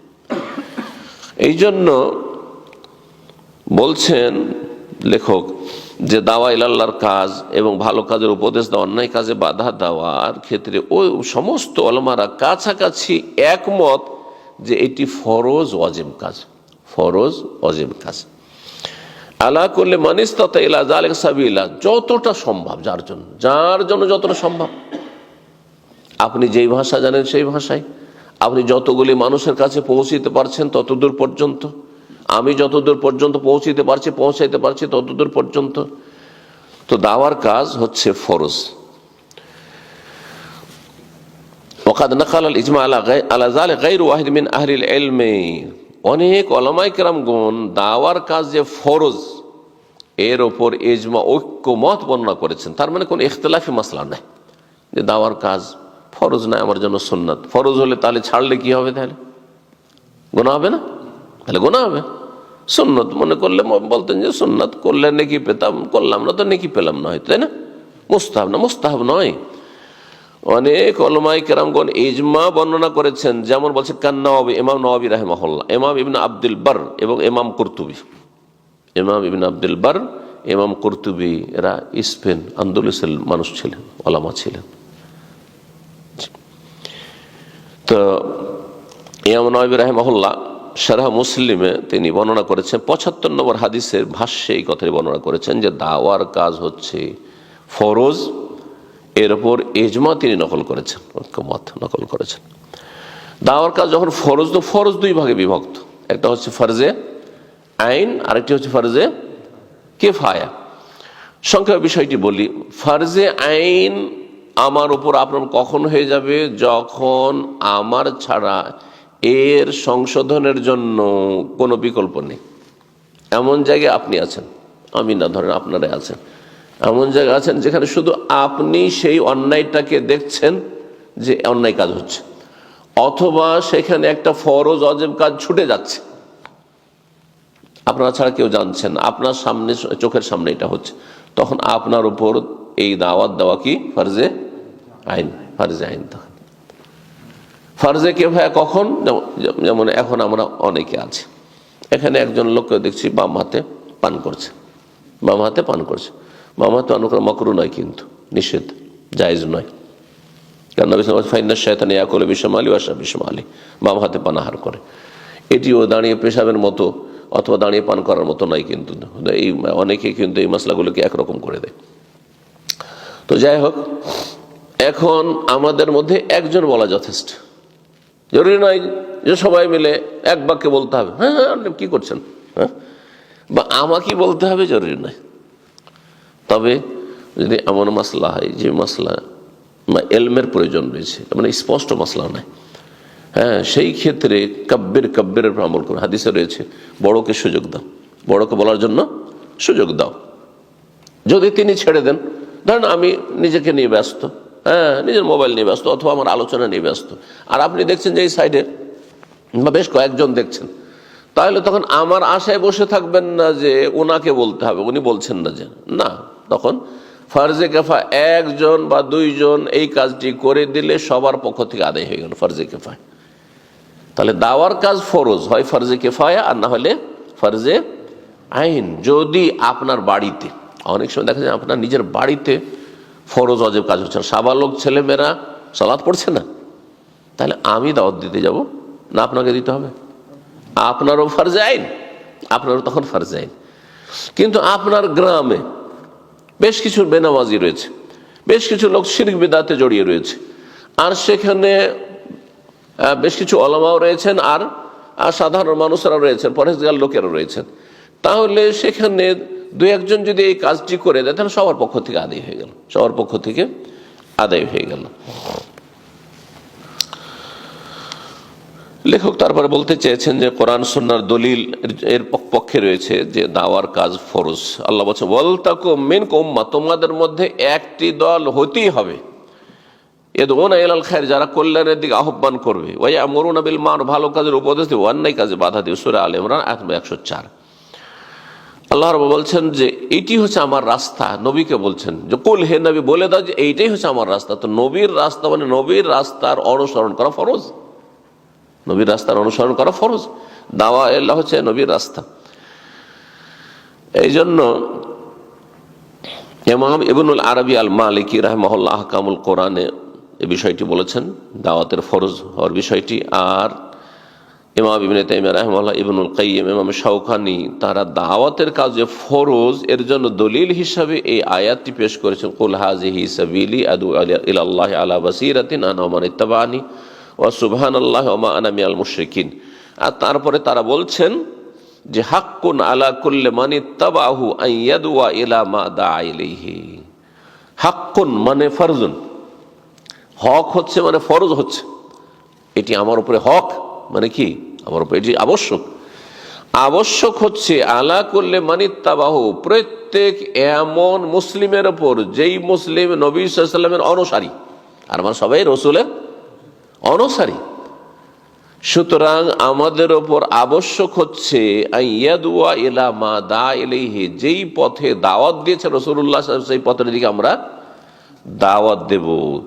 ইমাম ইবনুল কাইয়িমের তাফসীরে রয়েছে, ফাথুল কাদির, ইমাম শাওকানি তাফসীর রয়েছে 3য় খণ্ড 71 পৃষ্ঠা, এবং মাজমুআ ফাতাওয়া ইবনে তাইমিয়ার 15তম খণ্ড 164 পৃষ্ঠায় এই কথাটি। তাহলে এই সমস্ত বিশিষ্ট উলামায়ে কেরামগণ দাওয়াতের গুরুত্ব সম্পর্কে বলছেন বা হুকুম সম্পর্কে বলছেন যে দাওয়া ইলাল্লাহ হচ্ছে ফরজ ওয়াজিব কাজ। রাসূলুল্লাহ সাল্লাল্লাহু আলাইহি ওয়াসাল্লামের যদি সত্যিকার অনুসারী হন তাহলে দাওয়ার কাজের এই ফরিজা আদায় করবেন। আল্লাহ রাব্বুল আলামিন যেন তৌফিক দান করেন।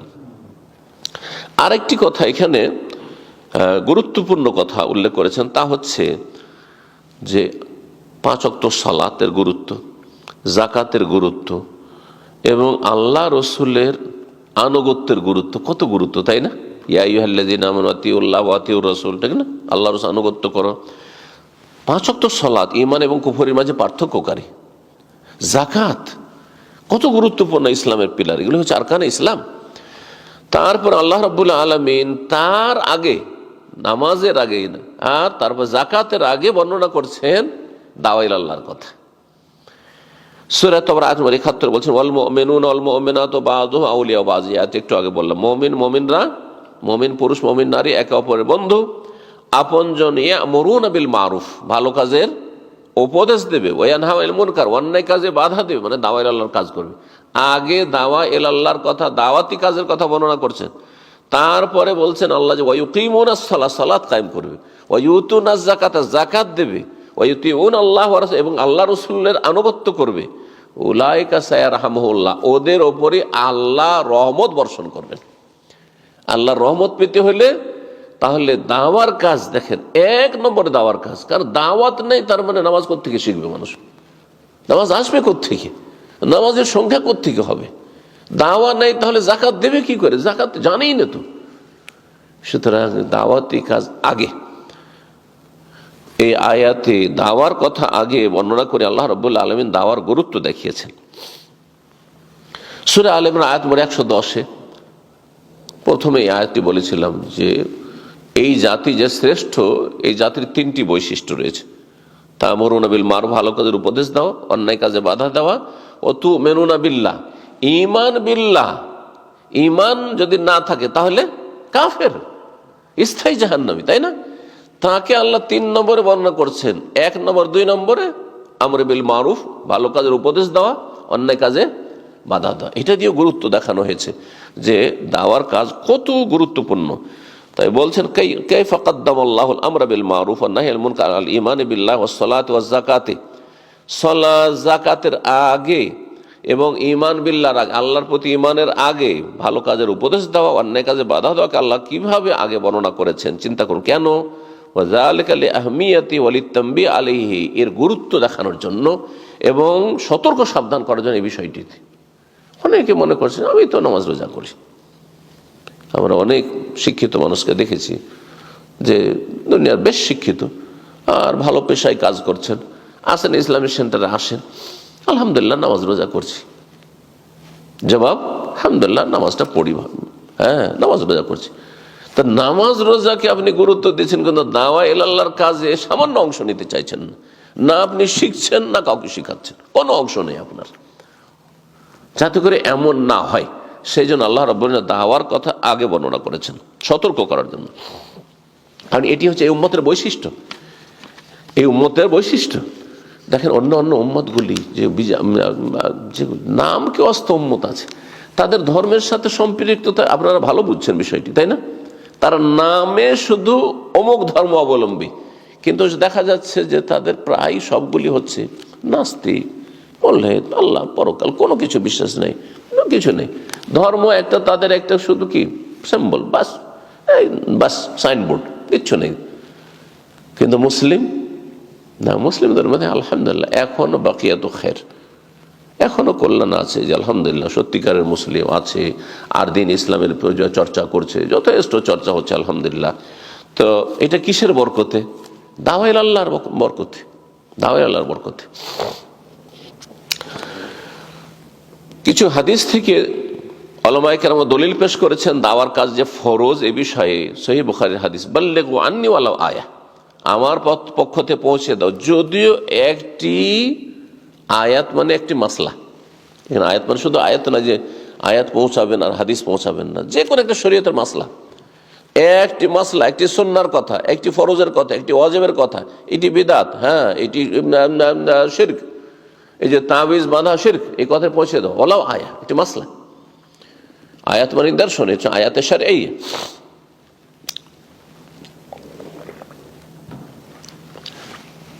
তারপরে সহিহ বুখারীর হাদিস, নবী সাল্লাল্লাহু আলাইহি ওয়াসাল্লাম বিদায় হজে যে ভাষণ দিয়েছেন তাতে বলেছিলেন লিয়ুবাল্লিগু শাহিদুল গায়বা, যারা এখানে উপস্থিত রয়েছেন তারা যারা অনুপস্থিত তাদেরকে কথাগুলি যেন পৌঁছিয়ে দেয়, তবলিগ করে দেয়।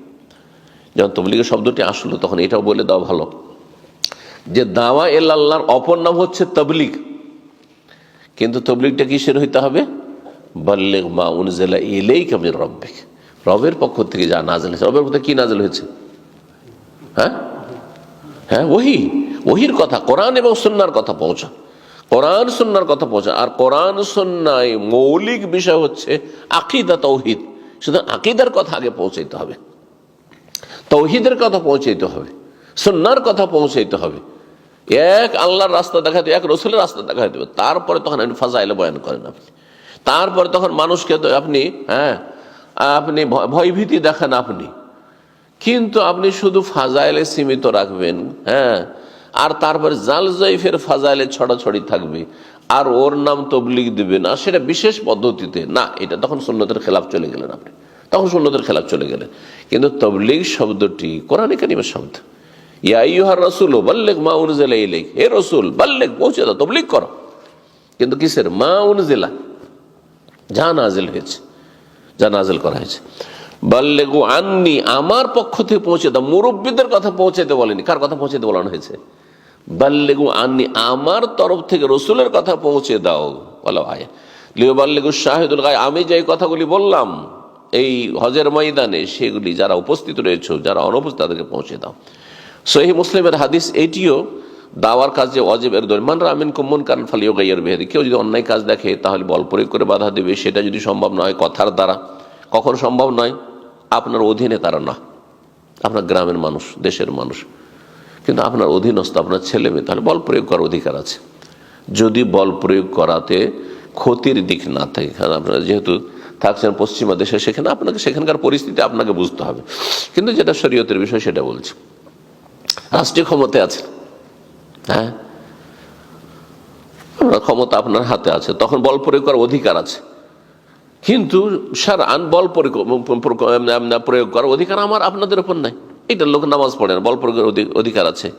একটি লোক মদ খাচ্ছে চোখের সামনে, বল প্রয়োগ করার অধিকার আছে, তখন সেটা কিন্তু আপনার করলে অন্যায় কাজ হবে। তখন কি করতে হবে? এটার নামে হেকমা, যে সব কাজ সব জায়গায় করা যায় না, বল প্রয়োগ সব জায়গায় করে না। আপনার ছেলে আল্লাহ না করে সে নেশা করছে, তখন বল প্রয়োগ করতে পারেন, হ্যাঁ, যদি দেখেন যে সেটা আপনার জন্য ফলপ্রসূ হবে। কিন্তু আপনার গ্রামবাসী, আপনার আত্মীয় স্বজন, আপনার স্ত্রী পর্দা করেন, আপনি বল প্রয়োগ করতে পারবেন শারআন, কিন্তু আপনার ভাইয়ের স্ত্রী বল প্রয়োগ করবেন আপনি, যে বেহায় বেপর্দা চলাফেরা করছো, গায়ে হাত দেবেন, বলে মাথায় কাপড়টা তুলে দেবেন, না না, অন্যায় কাজ করবেন আপনি। তাহলে বল প্রয়োগের বিষয়টি বুঝতে হবে যে ক্ষমতা শুধু অনেকেই এই হাদিসগুলোকে ভুল বুঝে, আমার গায়ে ক্ষমতা আছে, আমি পারবো, মানে দল ভারী আছে, আমি এই কাজটা করে দিতে পারেন। না না না না, এটা আপনাকে কি আইন অনুমতি দিচ্ছে কিনা, হ্যাঁ, আপনার বৈধতা আছে কিনা, আপনি পরের স্ত্রীর উপর, পরের ছেলে মেয়ের উপর বল প্রয়োগ করবেন, এটা তো বৈধতা নেই তো এই ক্ষেত্রে।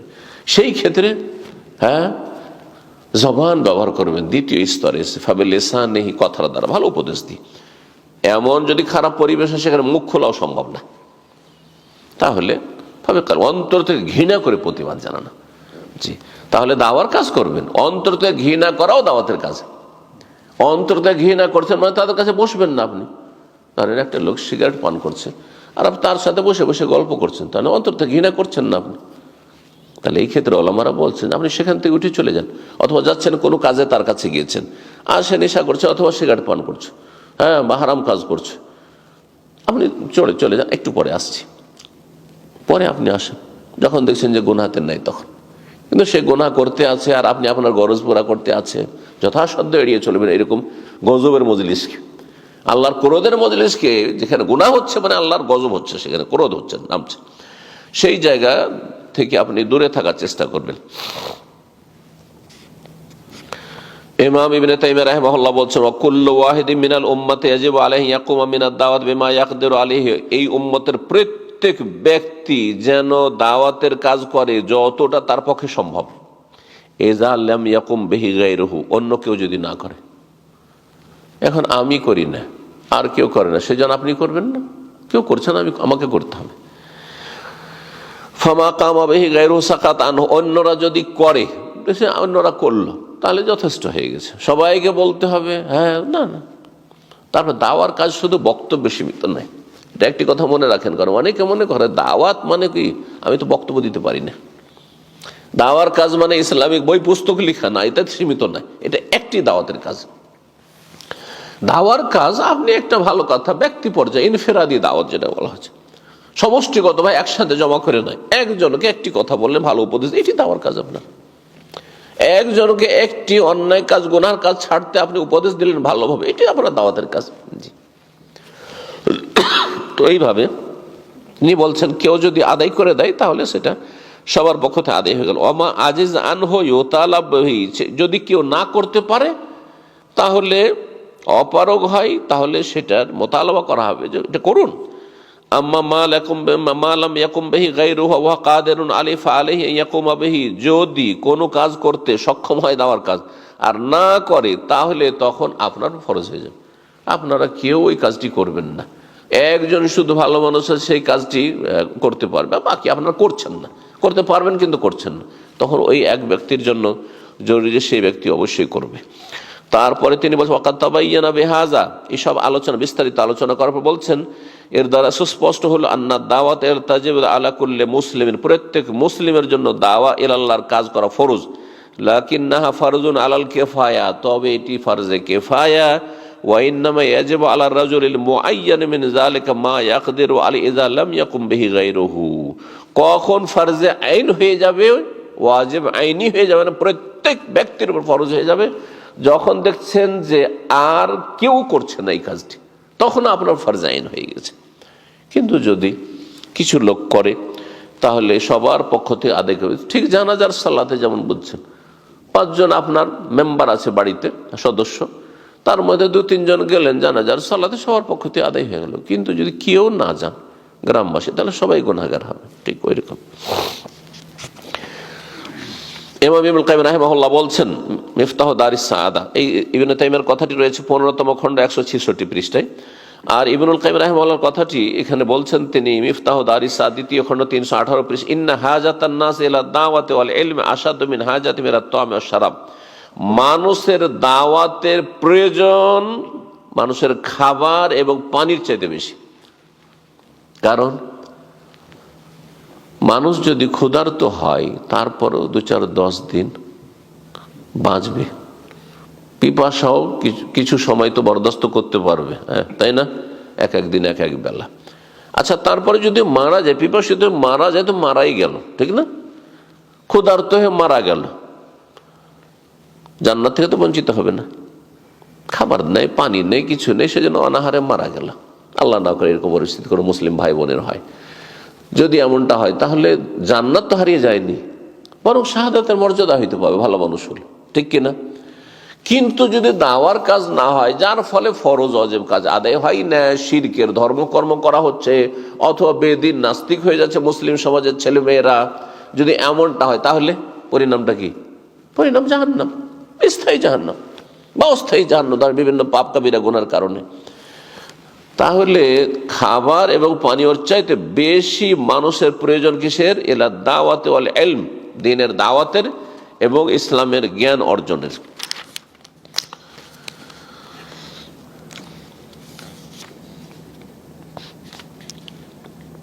ফরজে আইন কখন হবে? দাওয়ার কাজ ফরজে আইন কখন হবে? শুধু একটি অবস্থা বললাম, সেটা হচ্ছে যখন দেখছেন আর কেউ আদায় করে না, আমার ছাড়া আর এই কাজটি কেউ করছে না, আমি শুধু আছি আর এরা সব মুখ বন্ধ করে আছে, বলবেও না এরাকে, তখন আপনার উপর কি হয়ে যাবে? ফরজে আইন হয়ে যাবে। তো এখানে কয়েকটি অবস্থা আরো বর্ণনা করেছেন, সেজন্য বিস্তারিত একটু বর্ণনা করে বলছে, ওয়ালা যালিকা তাকুনু দাওয়াতি আল্লাহ ফরজে আইন ফিল হালাতিত তালিয়া। এই নিম্নের যে অবস্থাগুলি রয়েছে, এই অবস্থাগুলি বর্ণনা করছেন, সেই তাতে দাওয়া ইলাল্লাহর কাজ ফরজে আইন হয়ে যাবে। আত-তাইন মিন কিবালিল ওয়ালি, যদি শাসক কাউকে নিযুক্ত করে, সরকার নিযুক্ত করেছে যে আপনাকে দ্বীনের কাজ করতে হবে, খলিফাতুল মুসলিমিন, ইমামুল মুসলিম, দেশের শাসক, আর আল্লাহ যেন এরকম ভালো শাসকের ব্যবস্থা করে দেন, ভালো শাসকদের সংখ্যা বাড়ান। যদি কাউকে নিযুক্ত করে এই কাজের জন্য যে তোমাদেরকে এই কাজগুলি বা তোমাকে এই কাজ করতে হবে, তখন আপনার ফরজ হয়ে গেছে, কারণ আপনাকে নিযুক্ত করা হয়েছে। এই জন্য দায়ী হচ্ছে দায়ী মুআল্লা আর দায়ী মুহতাসিব। দাওয়ার কিতাবাদিতে বর্ণনা করা হয়েছে দায়ী মুআল্লা মানে যাকে নিযুক্ত করা হয়েছে তার জন্য ফরজ, তাকে এই কাজের জন্য লাগানো হয়েছে। আর দায়ী মুহতাসিব মানে নেকির আশায় করছেন, বললেন নেকি নেকি পাবো সেই জন্য করছে, কিন্তু আপনাকে কেউ বলেনি, আল্লাহ রসুলের বিধান ছাড়া কেউ আপনাকে এই কাজের জন্য নিযুক্ত করেনি। যেমন আমরা সাধারণ মানুষ, আমরা সবাই দায়ী মুহতাসিব জানেন, কিন্তু যেখানে আমি আমার কাজে আছি, নিয়মিত, তখন আমি দায়ী মুআল্লা। জি, তো যদি সরকার পক্ষ থেকে নিযুক্ত করা হয়, এতে তাআতাল্লিল্লাহ তাআলা, আল্লাহর আনুগত্য করলেন, ওয়ালি রাসূল, রাসূলের আনুগত্য করলেন, ওয়ালি উলিল আমরে, এবং শাসকের আনুগত্য করলেন। আর আনুগত্য করা ফরজ আল্লাহ এবং রাসূলের এবং শাসকের। 2 নম্বর অবস্থা, যখন দাওয়াতের কাজ ফরজে আইন কখন হবে? যখন দেখছেন আমার ছাড়া এই বিষয়ে জ্ঞানী কেউ নেই, আলেম শুধু একজন এই বিষয়ে বাকিরা কিছু তেমন জানে না, বলার মতো যোগ্যতা নেই, আর এই বিষয়ে তাদের জ্ঞানও নেই। আত-তাফাররুদ বিল ইলমি, আপনার ছাড়া কেউ জ্ঞানী নেই, অথবা আল কুদরাতে, অথবা আপনার ছাড়া কেউ সক্ষম না, বাকিরা বলতে পারবে না, তাদের হিম্মত নেই বলার। এইরকম জালেমের সামনে অথবা এরকম প্রভাবশালী শাসকের সামনে, এইরকম শিক্ষিত লোকের সামনে কথা বলার কারো চান্স নেই, শুধু আপনার চান্স আছে। তখন একজন ব্যক্তি কোনো শাসকের কাছে পৌঁছিতে পারছে, আমরা পৌঁছিতে পারছি না, তার জন্য ফরজে আইন দাও। এই কথা বললে হবে না যে আরো তো ওলামারা আছে, ওরা যেতে পারছে না, আপনি সেখানে গিয়ে বসছেন, আপনি সেখানে বসার সুযোগ পেয়েছেন, কথা বলার সুযোগ পেয়েছেন, সুতরাং আপনারও ফরজে আইন হয়ে গেছে।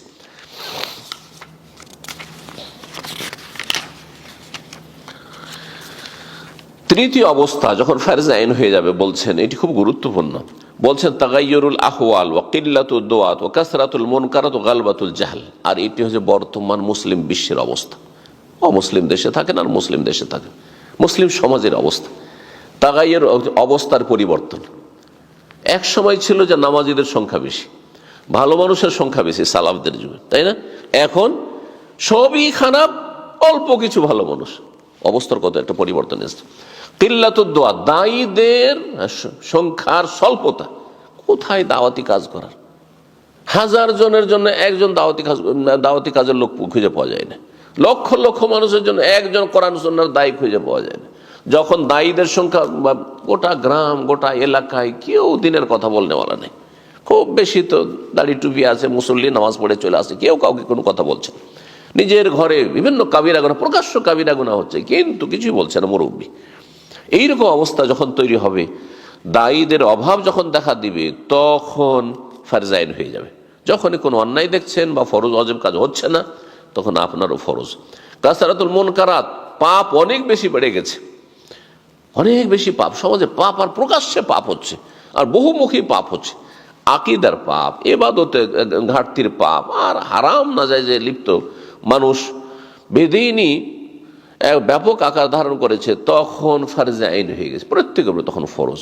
ও গালবাতুল জাহল, যখন দেখা যাবে অজ্ঞতা বিরাজ করছে, অধিকাংশ মানুষ অজ্ঞতার কারণে বিভিন্ন পাপে জড়িয়ে আছে, জানে না, এরা জানে না, সেজন্য শিরক বিদআত করে, জানলেই কাজগুলি করতো না, এরকম অবস্থা না বর্তমান।